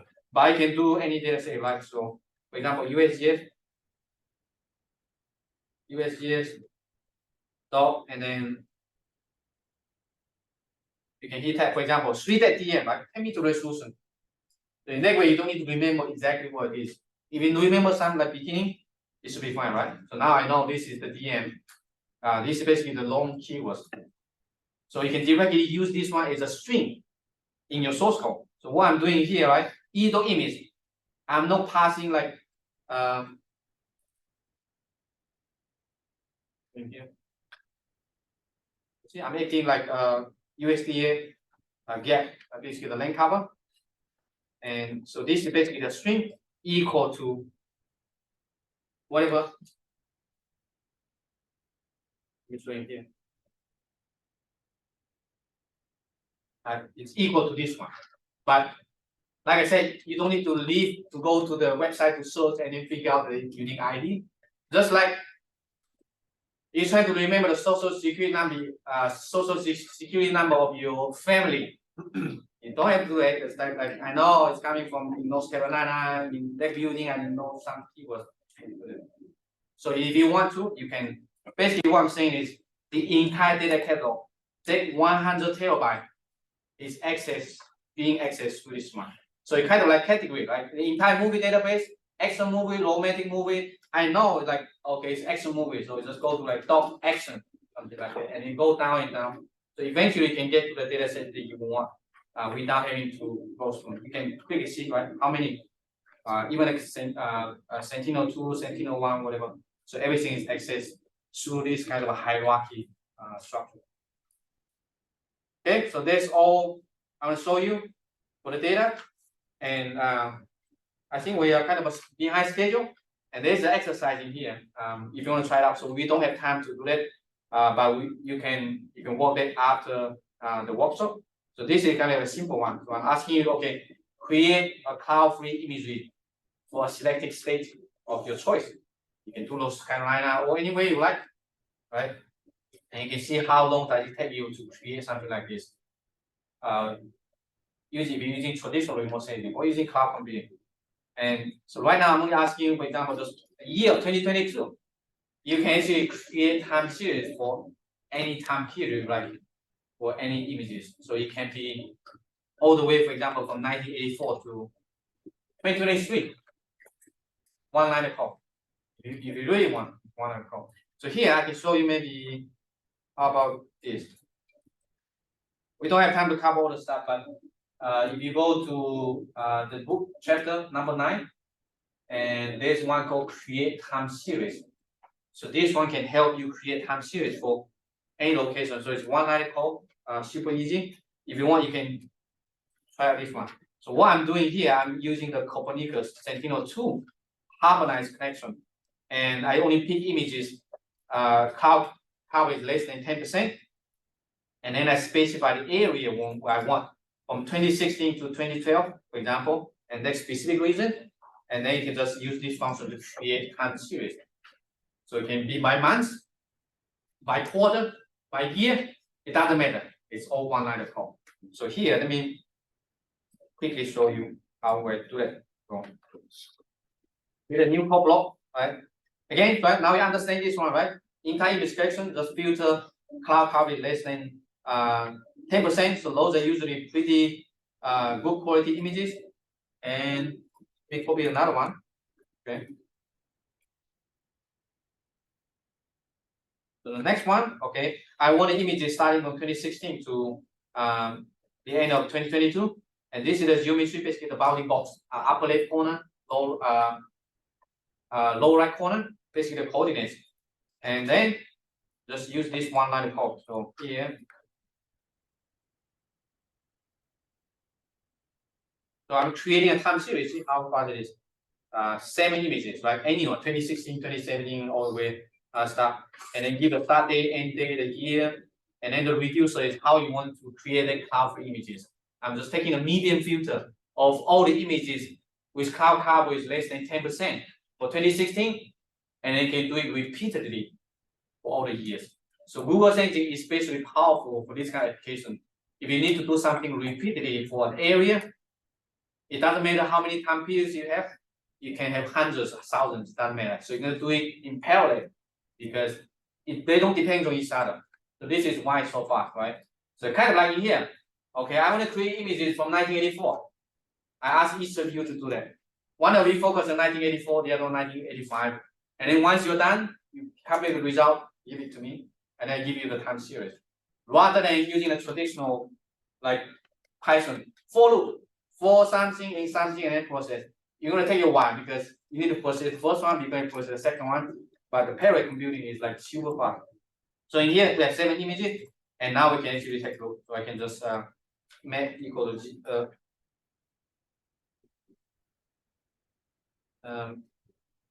map. So map. And you can just add images like I think I have sample source code here. To save time, I just want to copy and this in here.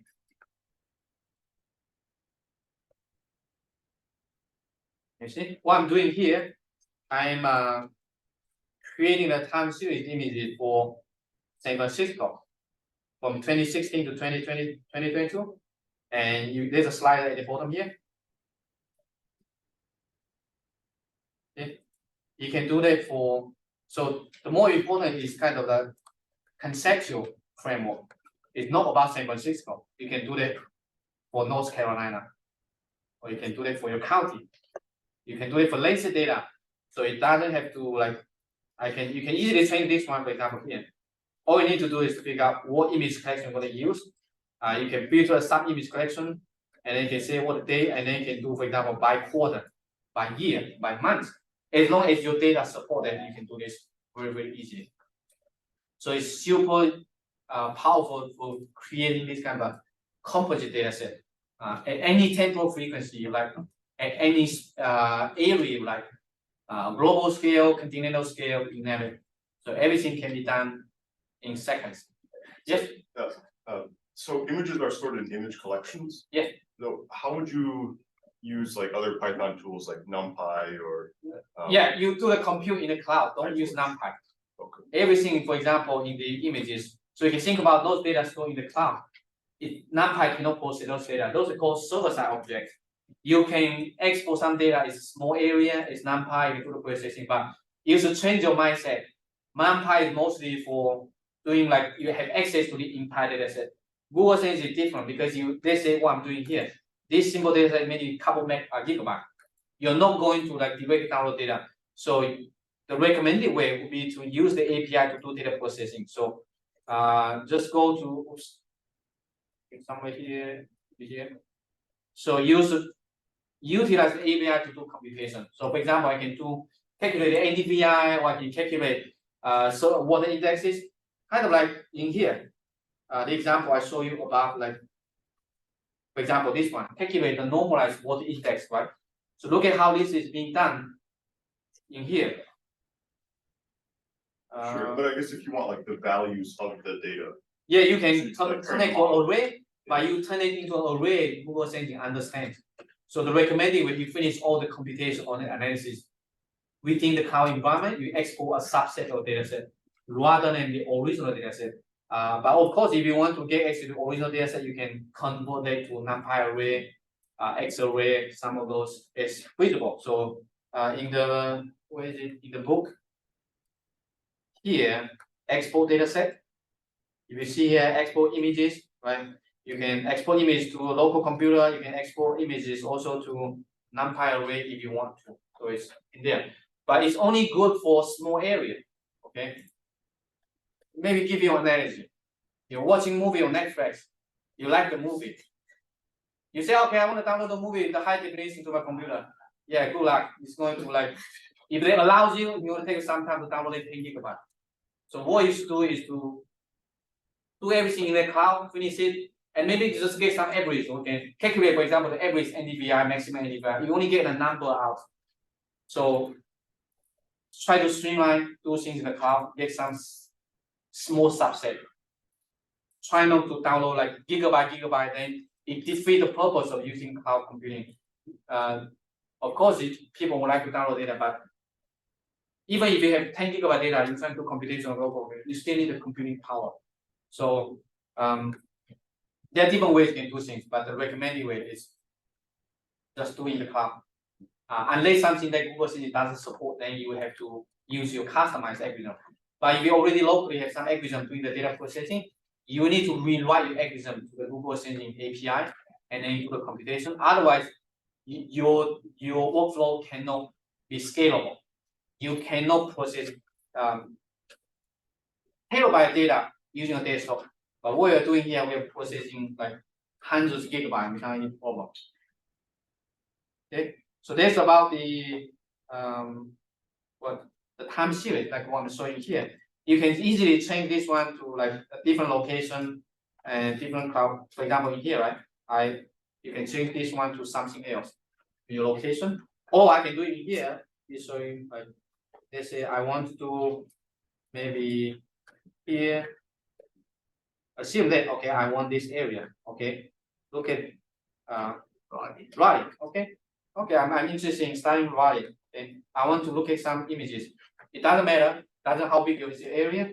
All I need, I can just simply come here, draw a rectangle. Okay, this is my area. Or you can have a polygon. If you already have a polygon, you can just like what we did earlier, the state filter by state, right? And then from here, I can just come here, just get the coordinates of this one. So I can just net user RYS or RYS or whatever, it's up to you. So RY means just the geometry, RYS is the feature collection, RY coordinates is the bounding box. So I can do this one and then parentheses.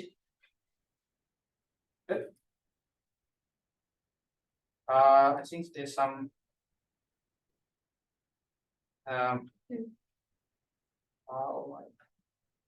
Yeah, something is not working properly, but let's try this one. ROI.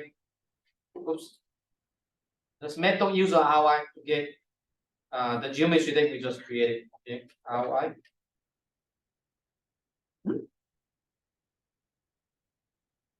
Oh, maybe because of I need to run this one again. It's math, it's not lowercase. So that's why it's not working out here. Let me do it. Let me clean it up. It's a bit confusing here. And oh, it's here, this one. Yeah, it's working. Okay, let me do it one more time. So it should be uppercase math rather than this one. So I'm doing to a location. So if you sometimes if you just want to quickly export data for area, I can do it like this. I'm going to run it here. Okay, you can make big or large, whatever you like. So in here, and then again, this is the uppercase map. Okay, and if you use the RY, it's going to be a geometry of 5 polygons. And because earlier I'm using the bounding box in here, I'm waiting. Okay, I want to just get a coordinates so we can copy and paste. So what you can do is use the RY and then coordinates parentheses. Okay, so now show you the list of the bounding box. Then it should be easy. I'm just going to come here, copy, and then come back to here. Right. Same thing. So what I'm doing here right now, I'm looking at Wadi 2016 to 2012, right? And just run again. So one here, okay, and then here.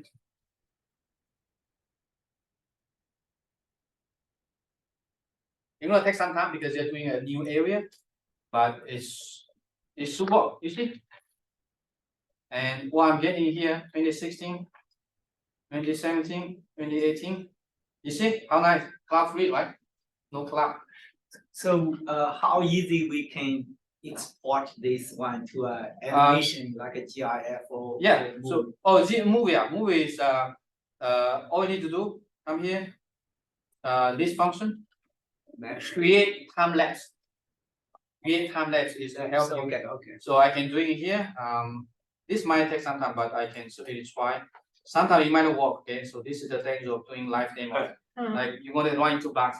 But if you go to the, I think we will create the time lapse later. But there, the function is called create time lapse and help you create animation for any time series. We'll get into that later, but for now, just like you right now, you have access to the original data. So we're zooming, right? This is Sentinel-2. It should be pretty good, right? If zooming is going to show up high resolution. And essentially, what we are doing, of course, we're adding all the data layer in here, right? It looks a little bit more work, but under the hood is just one item called create time series. So under the hood function help you organize the data into whatever temporal frequency you want, by year, by quarter, by month, by date, as long as your data supported, if your image is supported. But in this case, Sentinel-2, right, we have data every week, something like that. So you're going to create like composite all the weekly images into year, and then you can do it for every year. So next time, if somebody asks you, okay, I want some images for this area, cloud free, I want to do it every year. Yeah, go to use geemap 194, I can show you. And you can change the band combination, you can change the color, you can extract the band, you can do whatever you want. So in here, I can show you quickly. For some of you, like if you want the data, you want the images, you can also let me see. Maybe I'll show you later. I don't want to confuse you too much, but you can get the data in, you can get the data out easy. Okay, so questions? Next one, inspector. So let me quickly show you. So the inspector come from here. You can load any data there you like. I think I earlier already showed you how to use it. So the first item, first icon. And so here we have some raster data layer, we have some vector data layer, right? So you can use the toolbar here. Right? We have the US state boundary, laser data, and the DM, right? We have multiple data layer. You can turn the layer on and off, you can change opacity. So those are the basic layer management that you can do. And not just for vector data, raster data, you can also do for vector data. Right? So if you have some data layer, you want to see like query the pixel values, yeah, just activate this inspector and just hover your mouse on the map, just click. It should be able to give you, for example, the Landsat data, pixel values, and also the vector data. Actually, kind of like in ArcGIS, QGIS, you click the identifier and then you get whatever you want, right? So this is useful if you need to inspect the pixel values. And always keep in mind, the data right now showing up in here is not the original GeoTIFF. It's not the original shape file. It's something sitting in the Google Cloud rendered as PNG on your screen. So in order to get the original value, what it's doing, you click your mouse, get your leg long, send to the server, do the computation, send back the result. So it's very different from traditional computing. And this is one for the inspector, but you can also use the plotting tool. So the plotting tool is useful if you need to do see the spectral signature, right? So we're doing some remote sensing, you want to see how the value changes. So this one I'm loading the Landsat data and also the hyperspectral data. So it's actually from here, the second button, the plotting. So you come here and then you can click your mouse on the map. It should give you the spectral signature of the data. Oops, there's some bugs. So because you do some organization, you're not supposed to show you double. Let me run again. I need to fix it. Every time we release some new features, sometimes you break some of the existing one. Or the upstream packages break some other stuff. So here, for example, again, I click on the water. You can expect what the spectral signature is going to look like. I can change the layer. I can change to the hyperspectral, right? And then you can zoom in. You can click here. Oops. See, show you the hyperspectral, the spectral signature of hyperspectral data. You can also customize it. You can check the option. Maybe how about this one? So I can run this set option, add marker cluster, and also put it equal to bar. Basically, change the type. So now if I click my mouse on the map, oops, it might be a little bit slow, but now I'm adding a marker on the location that I click, and also change the plot from like point right now to bar chart. So this looks a little bit better, like spectral signature. I can click here again. You add another point. If you zoom out, it's like marker cluster because it's going to collapse into a point. So if you, in case sometimes you want to create some training data, you can certainly use this. You can export the data, get all the pixel values. You can actually export the data out if you want to. So this is for looking at spectral signature and color bars, legends, right? So you quickly show it here, right? So I'm looking at NLCD lane cover. On the right here shows you, for example, the legends for the color bar. And this one is using the built-in, which is built-in legend equal to NLCD. And the width and the height is the size of the legend. Everything is customizable. So if you, let's say you are doing some remote sensing classification, this is the same one. So this one is also the NLCD, but the earlier version, this one used the base map from USGS. Okay, this one is just base map, but this one here we're accessing the Google Sensing NLCD, the original data. It looks the same, but the data are different. Okay, but you can also customize it if you have specific lane cover classification, and you do the classification, and then later on you want to assign the color, you can do something like this. So in here, showing you, right? Pretty simple. Create a map, add a base map, and this is the laser dictionary. Basically means the label, the color is the hex color code, RGB hex color code, and then you can just use one line code, add legend, then give it a title, and then passing the dictionary. So basically you can create something like this easily. You can customize it. For example, if you don't like the color, you can change the color, whatever color you like. Or the label. For example, the 11 open water. You don't like open water, you just want water. Right? You will change it. Run again. You can get a new label. So basically everything is customizable. It depends on what you want. So this is for the legend, and you can also do color bar. I think we have shown you this one earlier. So pretty much the same thing, just one more line. So earlier you add a visualization and then just add color bar, passing the visualization you use to visualize the image. And then you have the label The label is the one at the bottom here, elevation, and also the layer name. So the layer name is tied to the layer. So if you turn the layer off, the color bar should be hidden. Okay. If you don't provide the layer name, it's always going to be there. So it's better to use the layer name. This layer name is the same as the one that added that layer. So in that way, they are linked. So you can add multiple data layers. And again, you can change the color to whatever you like. So you can change it to terrain. Okay. Run it. Now I have a terrain color map. And I can turn it on and off. And so by default, it's horizontal. You can also add vertical. Something like this. And you can also make it transparent if you want it to be transparent. Run one more couple of. So these things are very easy to do with Python. Not so easy in JavaScript. So if you have ever tried to create a laser in JavaScript, it's many lines of code just to create a simple one like this. But in Python, it's one line. Easy and simple. Questions? Next one, split map, allows you to compare layers side by side. And just swipe through. I'm not sure if the Google Colab works or not. Used to have some bugs, but now it's distributed. For example, you can add multiple data layers. Right now, it's simple. I'm only use the basement, but you can use a Google Sending data layer. So in here, take a look at this one, right? So the NLCD line cover, 2021, 2019.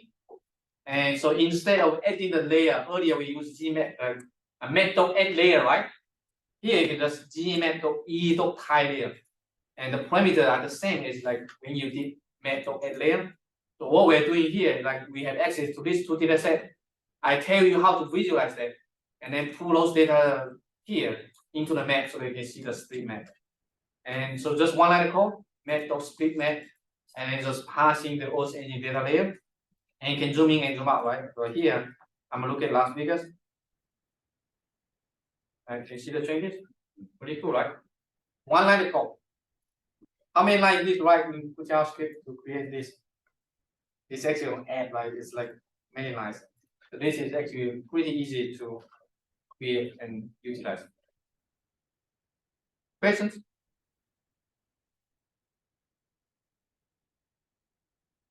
The 20 minutes, right? 11:30. Yeah. And if no question, let's quickly go through some other, like for now, for the past two sections, I show you how to, for example, search the data, access data, visualize the data. But the real power of Google Sending is doing computation. And let me see what do we have in here. I want to skip directly to the zonal statistics.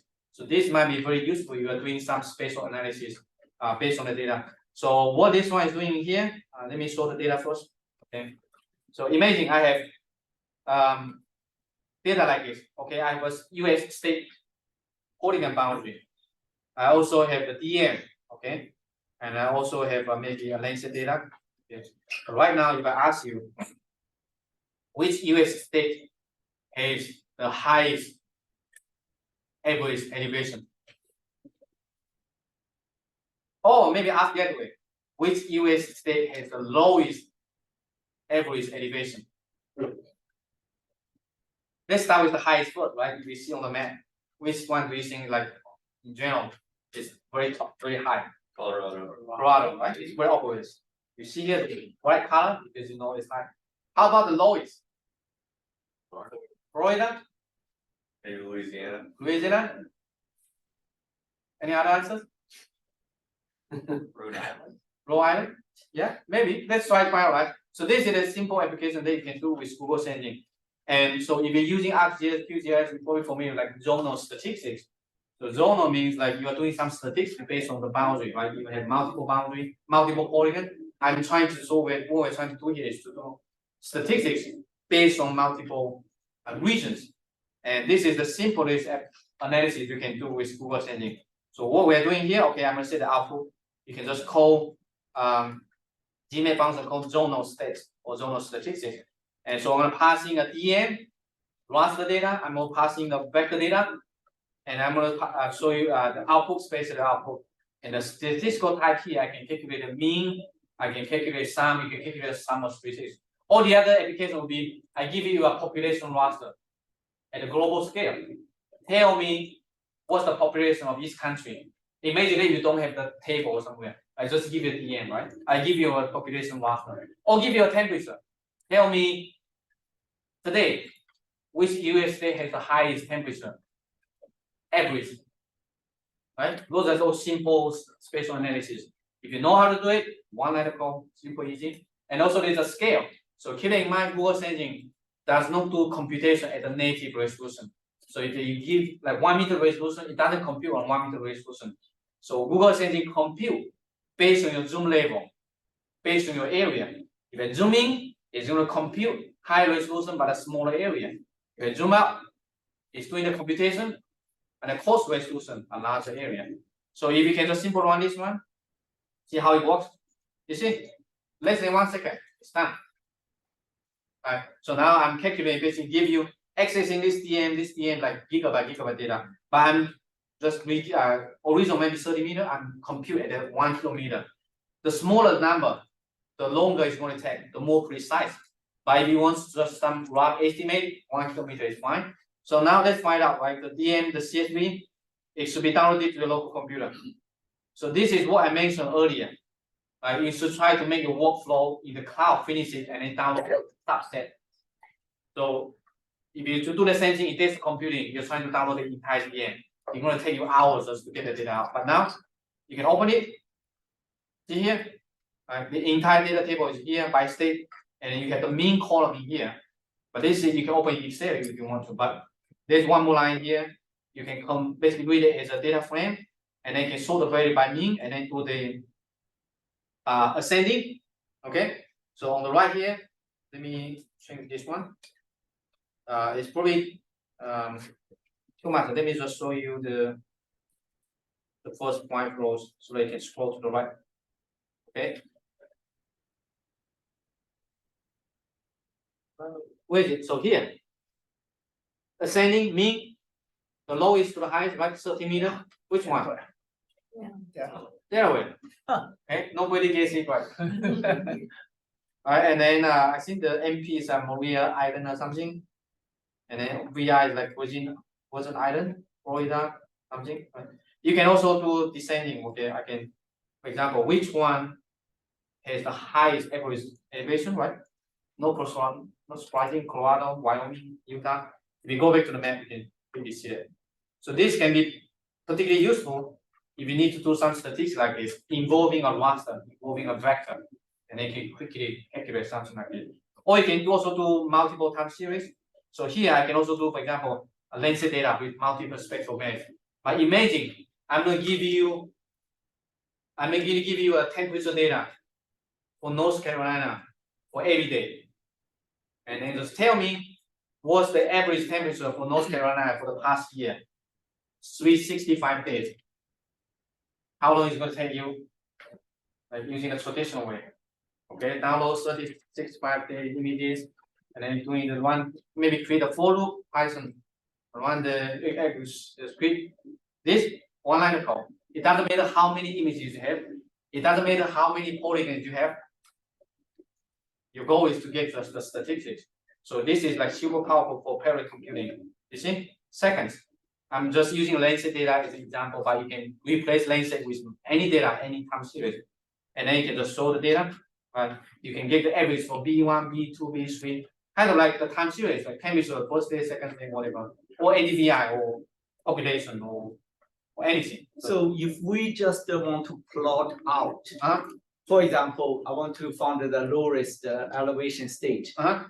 We actually do not really need to export the data out. Yes, we can just find out and plot. Yes, exactly. That's what my point is. Like do all the computation down there, get some numbers, get some statistics, get some table, rather than downloading the original 10 GB data, for example. And this will not be possible without cloud computing because you need to access the data you want to compute. You need to have the memory enough to process the last area. So very fast, couple seconds, you get the result, and you can export the data table. Right now, this one actually is already on my local computer. It is CSV file already in here, right? Then you can do the plotting using traditional Python packages. if you want. Alright, make sense? Super easy, one line of code. And next one, zonal statistics by group. So let me show the user cases of this one. So in here, right, I have the NLCD lane cover data, and I give you a polygon. So if I'm working for the USDA might be interesting, like, okay, tell me in the US, which state has the largest agricultural area? Any guesses? So agriculture here is 82, kind of brown color. Illinois. Iowa. Yeah, maybe. Right. You can see it, right? Because it's like overwhelming. Or I can ask that way, which US state has the highest forest cover? Those are the questions you can ask. Yes. Maine. Yeah, we can check later. And or I can ask the other way, which US state has the largest like forest cover divided by its total land area? Basically the percentage of land cover. Which US state has the largest like forest cover compared to its land cover? So now it's not absolute, it's relative. Maine. It's still Maine. That's Virginia. Right? It's hard to tell, everyone come with a different answer. But you can run the code, one line code, you can get the definite answer to tell you. So this one is different from the earlier using the DM, you do the aggregation, get the mean. This one can tell you by category, because for each state, right, you have multiple land cover, like water, vegetation, whatever. You can calculate the area for each land cover type, for example. So in here, again, this image is like many gigabytes. I just run this one NLCD, zonal statistics by group. Okay, give me the raster, give me the polygon, and where you want to output, and then this is the sum. Sum this image just the total, and then you can you see this one take longer because if you don't specify, use the native resolution, 30 meter. If you want to be faster, you can like use maybe 1 kilometer. Usually it should be a little bit faster, but still, this is right now is processing the original data set at 30 meter resolution, and hopefully it can be done within a couple seconds. But okay, it's done. Not too long, right? And now I can show it here. So 81, 82. So for example, for the agriculture, it should be 82. So you can see the number here. Then you can verify it. I'm not sure if I have an example here to show you exactly, but you have access to the entire data table. So now if you're talking about agriculture, I can just maybe you can either open the CSV file if you want to, or I can just blow the code block that I did earlier from where is it? CSV to DF, like this one here. Okay, copy and come into here. So then you can figure out what's the, for example, which US state has the largest agriculture or the largest forest, whatever land cover type you are focusing on. Okay, so I'm gonna come here and then just paste it. Okay, so right now I'm doing the NLCD statistics, and we are looking at the land cover should be class 82, right? And then ascending equal to false, that means it's going to be descending. And which one? Number 19. Yeah, the data table is a little bit short in here. It doesn't show you all the. Oh, not this one here. Or I can just do like get the column. I think it's ST US yes. Oops. ST USPS. So that column, just that column. Showing you here. What's this one? Iowa. Okay. Iowa has the largest agricultural area, and then Kansas, North Dakota. If you're interested in other land cover, you can just change the value. So it should be, for example, forest. But you can also combine multiple. Right now it's separate as 41. Or for example, how about urban area? Right? It's also like here. You can scrub into any land cover type. Or water, for example, which US state is the largest water body? Right? You can just do here class. I see this one is 11. Right? So therefore, if in a reality, for example, a scenario, okay, I don't want to that this table out. I just want to say, please print a number 1 to 51 each state show how many like farmland, from top to print a number that's on the map, should just visualize out. Or visualize. Yeah, instead of export, Visualize you can do it in here. So let me show you here. Good point. So in here, when you do the zonal statistics by group, so you can export the data out, but you can also return it as a visual collection. So basically, your data stay in the cloud. You don't export it. Yeah. So you can do it in here. So I'm going to do it here. Let me do it faster. I can say scale. Let's do it like a lower scale, and then you can say return FC to true. That means it's going to the data are going to stay in the cloud. And then you pass this one back to a variable, for example, FC equal to something. And if you run again, it's actually done. And now I can actually add the data back to the map. I can say just m dot add layer, and I can just FC name like this, layer name equal to, for example, what's that? Stats, whatever. And run it. Make it state. Map dot.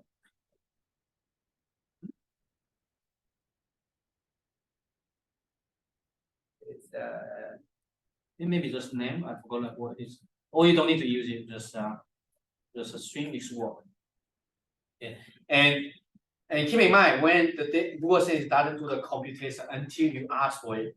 So even if you earlier you run the function, you're not showing the result, you're not requesting, so it's actually not doing computation. Actually, it's when you add the data layer, you need to grab it. So this is why it's slow, it's actually doing the computation right now. So this might take a couple seconds, depending on how complicated of your stuff. But once it's done, you should be able to see the new feature collection here on the map, and then you can click it, you can inspect it, you can give a different color.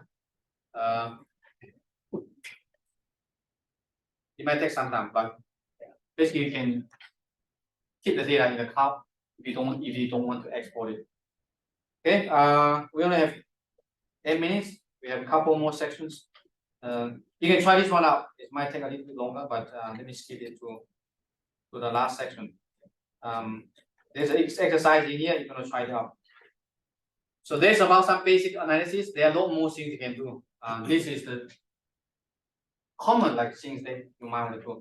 And the last one to show you is like maybe a little bit more interesting because you can create some animation easily using geemap. So let me rewind my source code here.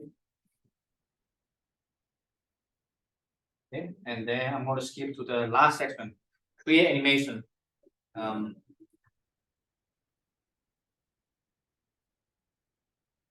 Yeah, the create time series I will show you earlier, but I want to skip directly to the time lapse using different satellites. So as I mentioned earlier, you can create animation for any time series. It doesn't matter. But for some common one, Landsat, Sentinel, and USDN usually Modis, there are some functions already built in. So it's one line of code we can do it. So here, I'm gonna create a map, okay? And then you're welcome to zoom to any location you like, and then just draw a rectangle using the toolbar. But in this case, I'm just going to use the default one. For example, I want to in here a simple rectangle, and then you can just use the NARP time series. Oh, this one shows you how to add the data. This is not really time lapse, but this one shows you to create time series for specific location, so you have access to the original data. But after you see, okay, visualization, everything looks good, then you can just call this function. For USDN imaging, it's called NARP time series, and it's just passing the location, the region of interest, and then get output. Output is a GIF animation. Okay, and then you can specify how you want to visualize that, how many frames per second, and then you see. Now you have the animation. But like I said, you can do it for anywhere. This is a showing example, right? If you have a time series, I want to quickly, I don't need the original data. I just want to quickly show how it's changing, right? And this you can do it for any location around the US, just a couple seconds. And you can do it for Landsat, for example. The same thing here, just run it. I'm gonna show you what it is. So here, for Landsat, we have data starting from 1984. You can do it by year, you can do it by month, you can do it by quarter. And this one is processing a lot more data, so it's going to take a little bit longer. But see, if you're doing like geomorphology, river, something like that, takes you 10-20 seconds, you get an animation for anywhere you like. As simple as it is.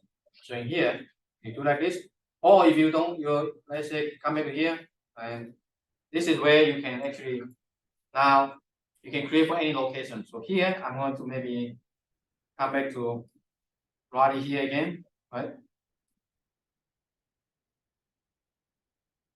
I don't know the exact location, but you can try it out later. So here I'm just going to say, okay, now I want to look at the environmental changes in this area. It's simple, just draw a rectangle somewhere, and then everything else remain the same. If you draw a rectangle, you're going to use a rectangle. If you don't, you use the default one. So this one again. And sometimes your area is too big, it's too much data, it's going to exceed the memory.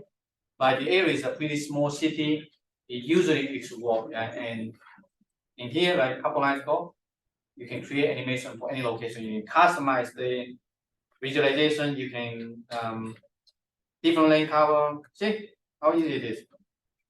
By year, by quarter. Of course, this is a small area, so you don't really see a whole lot of change. Yeah, it does. It's changing, right? You can see all the buildings and start popping up surrounding, right? So if you want to showcase other people how things is changing, or especially if it's natural disasters, and this can be super useful because you don't need to generate the original data. And for example, here the famous Las Vegas, right? So again, you can zoom to the area and then just call the function. So this one called lane set time lapse, like I said. You don't need to worry about how to combine different lane set data together. We have lane set 5, 7, and 8, 9. Under the hood is processing, combining all together.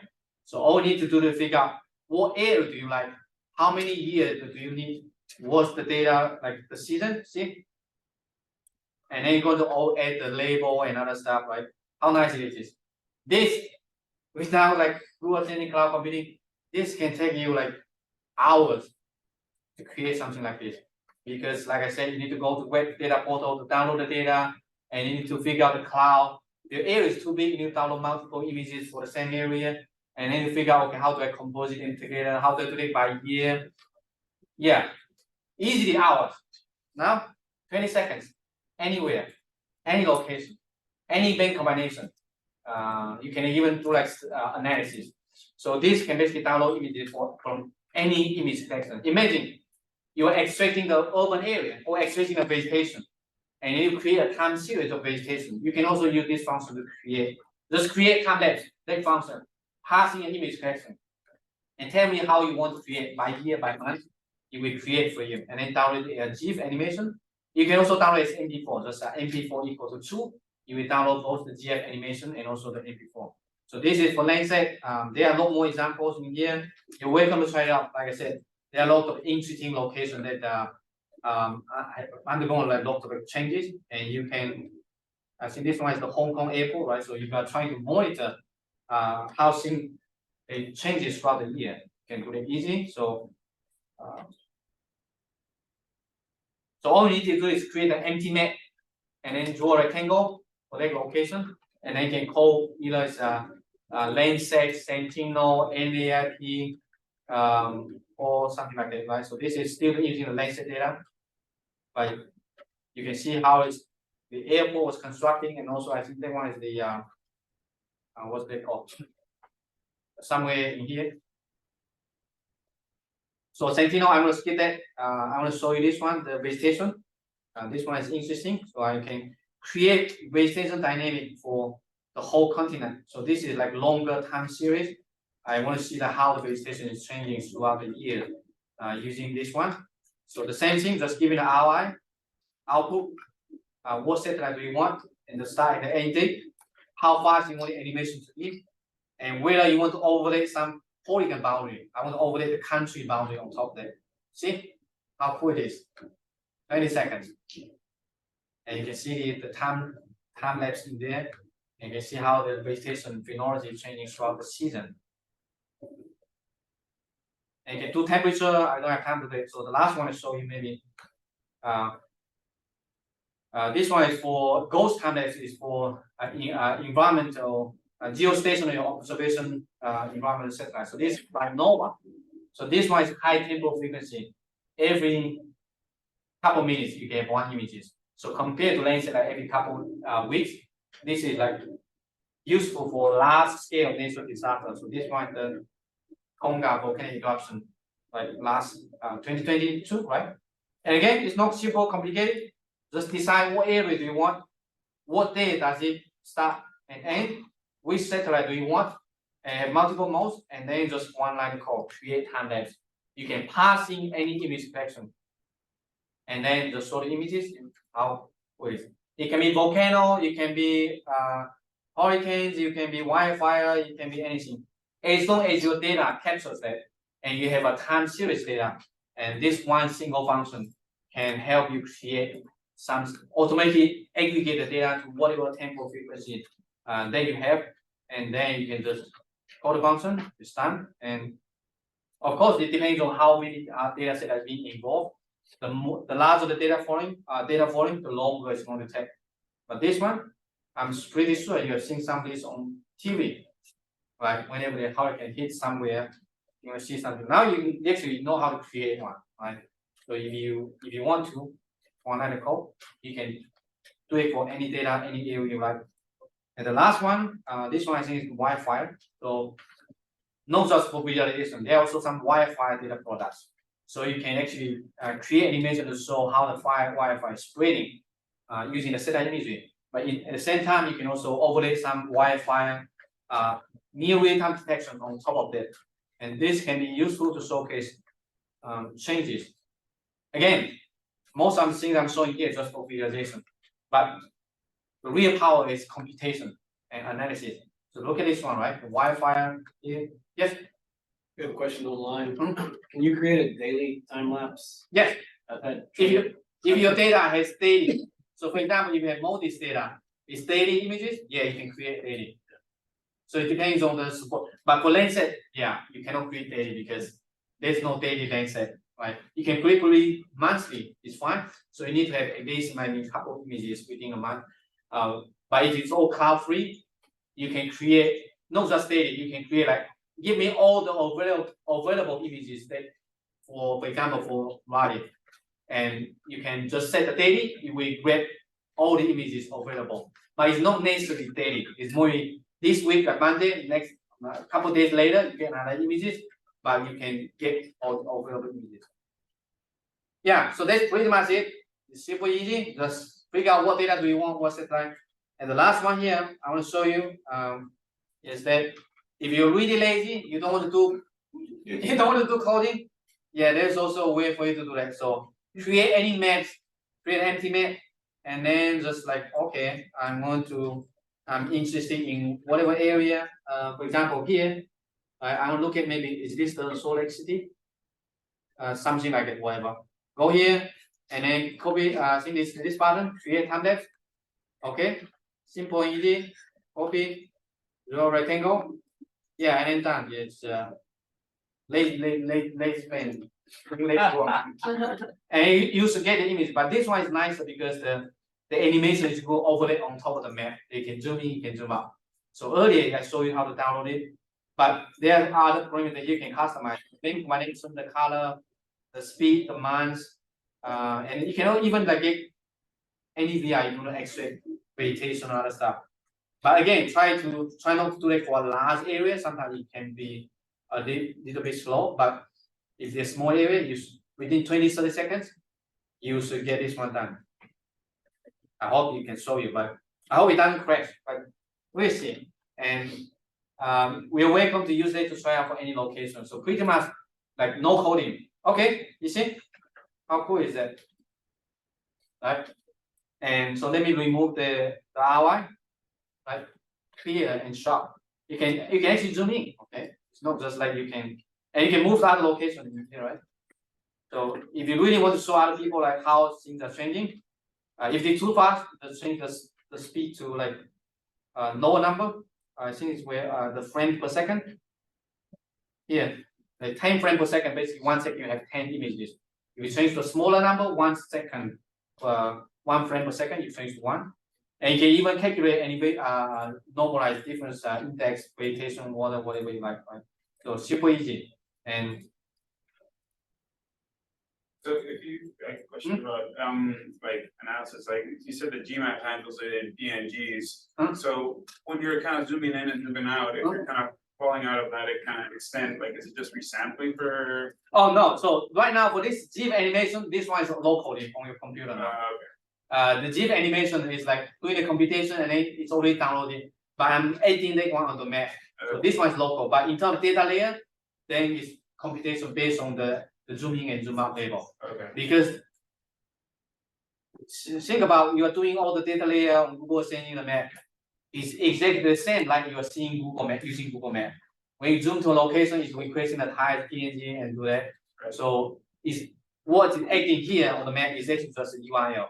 So it's not the original data. I can show you maybe go back to I don't have an example here, but for example, let me come back to just show you one last thing here, right?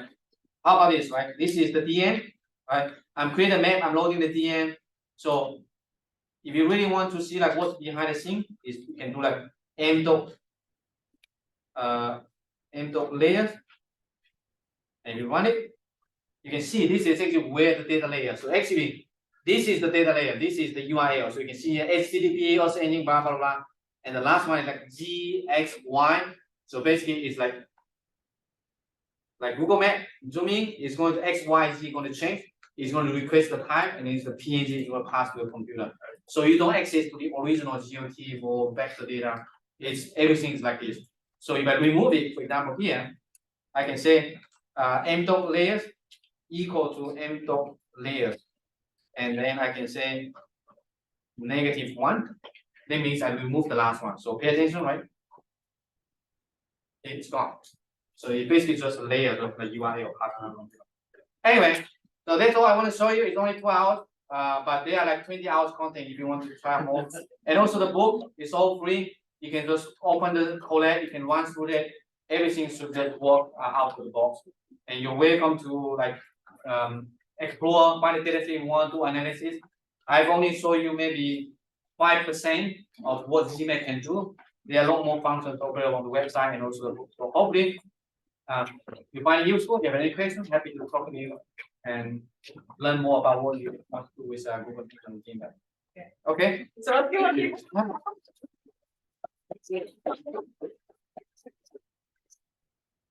And we hope to see you all back at 2:30 for the reception in here, and then just next door is the forum. So come on back.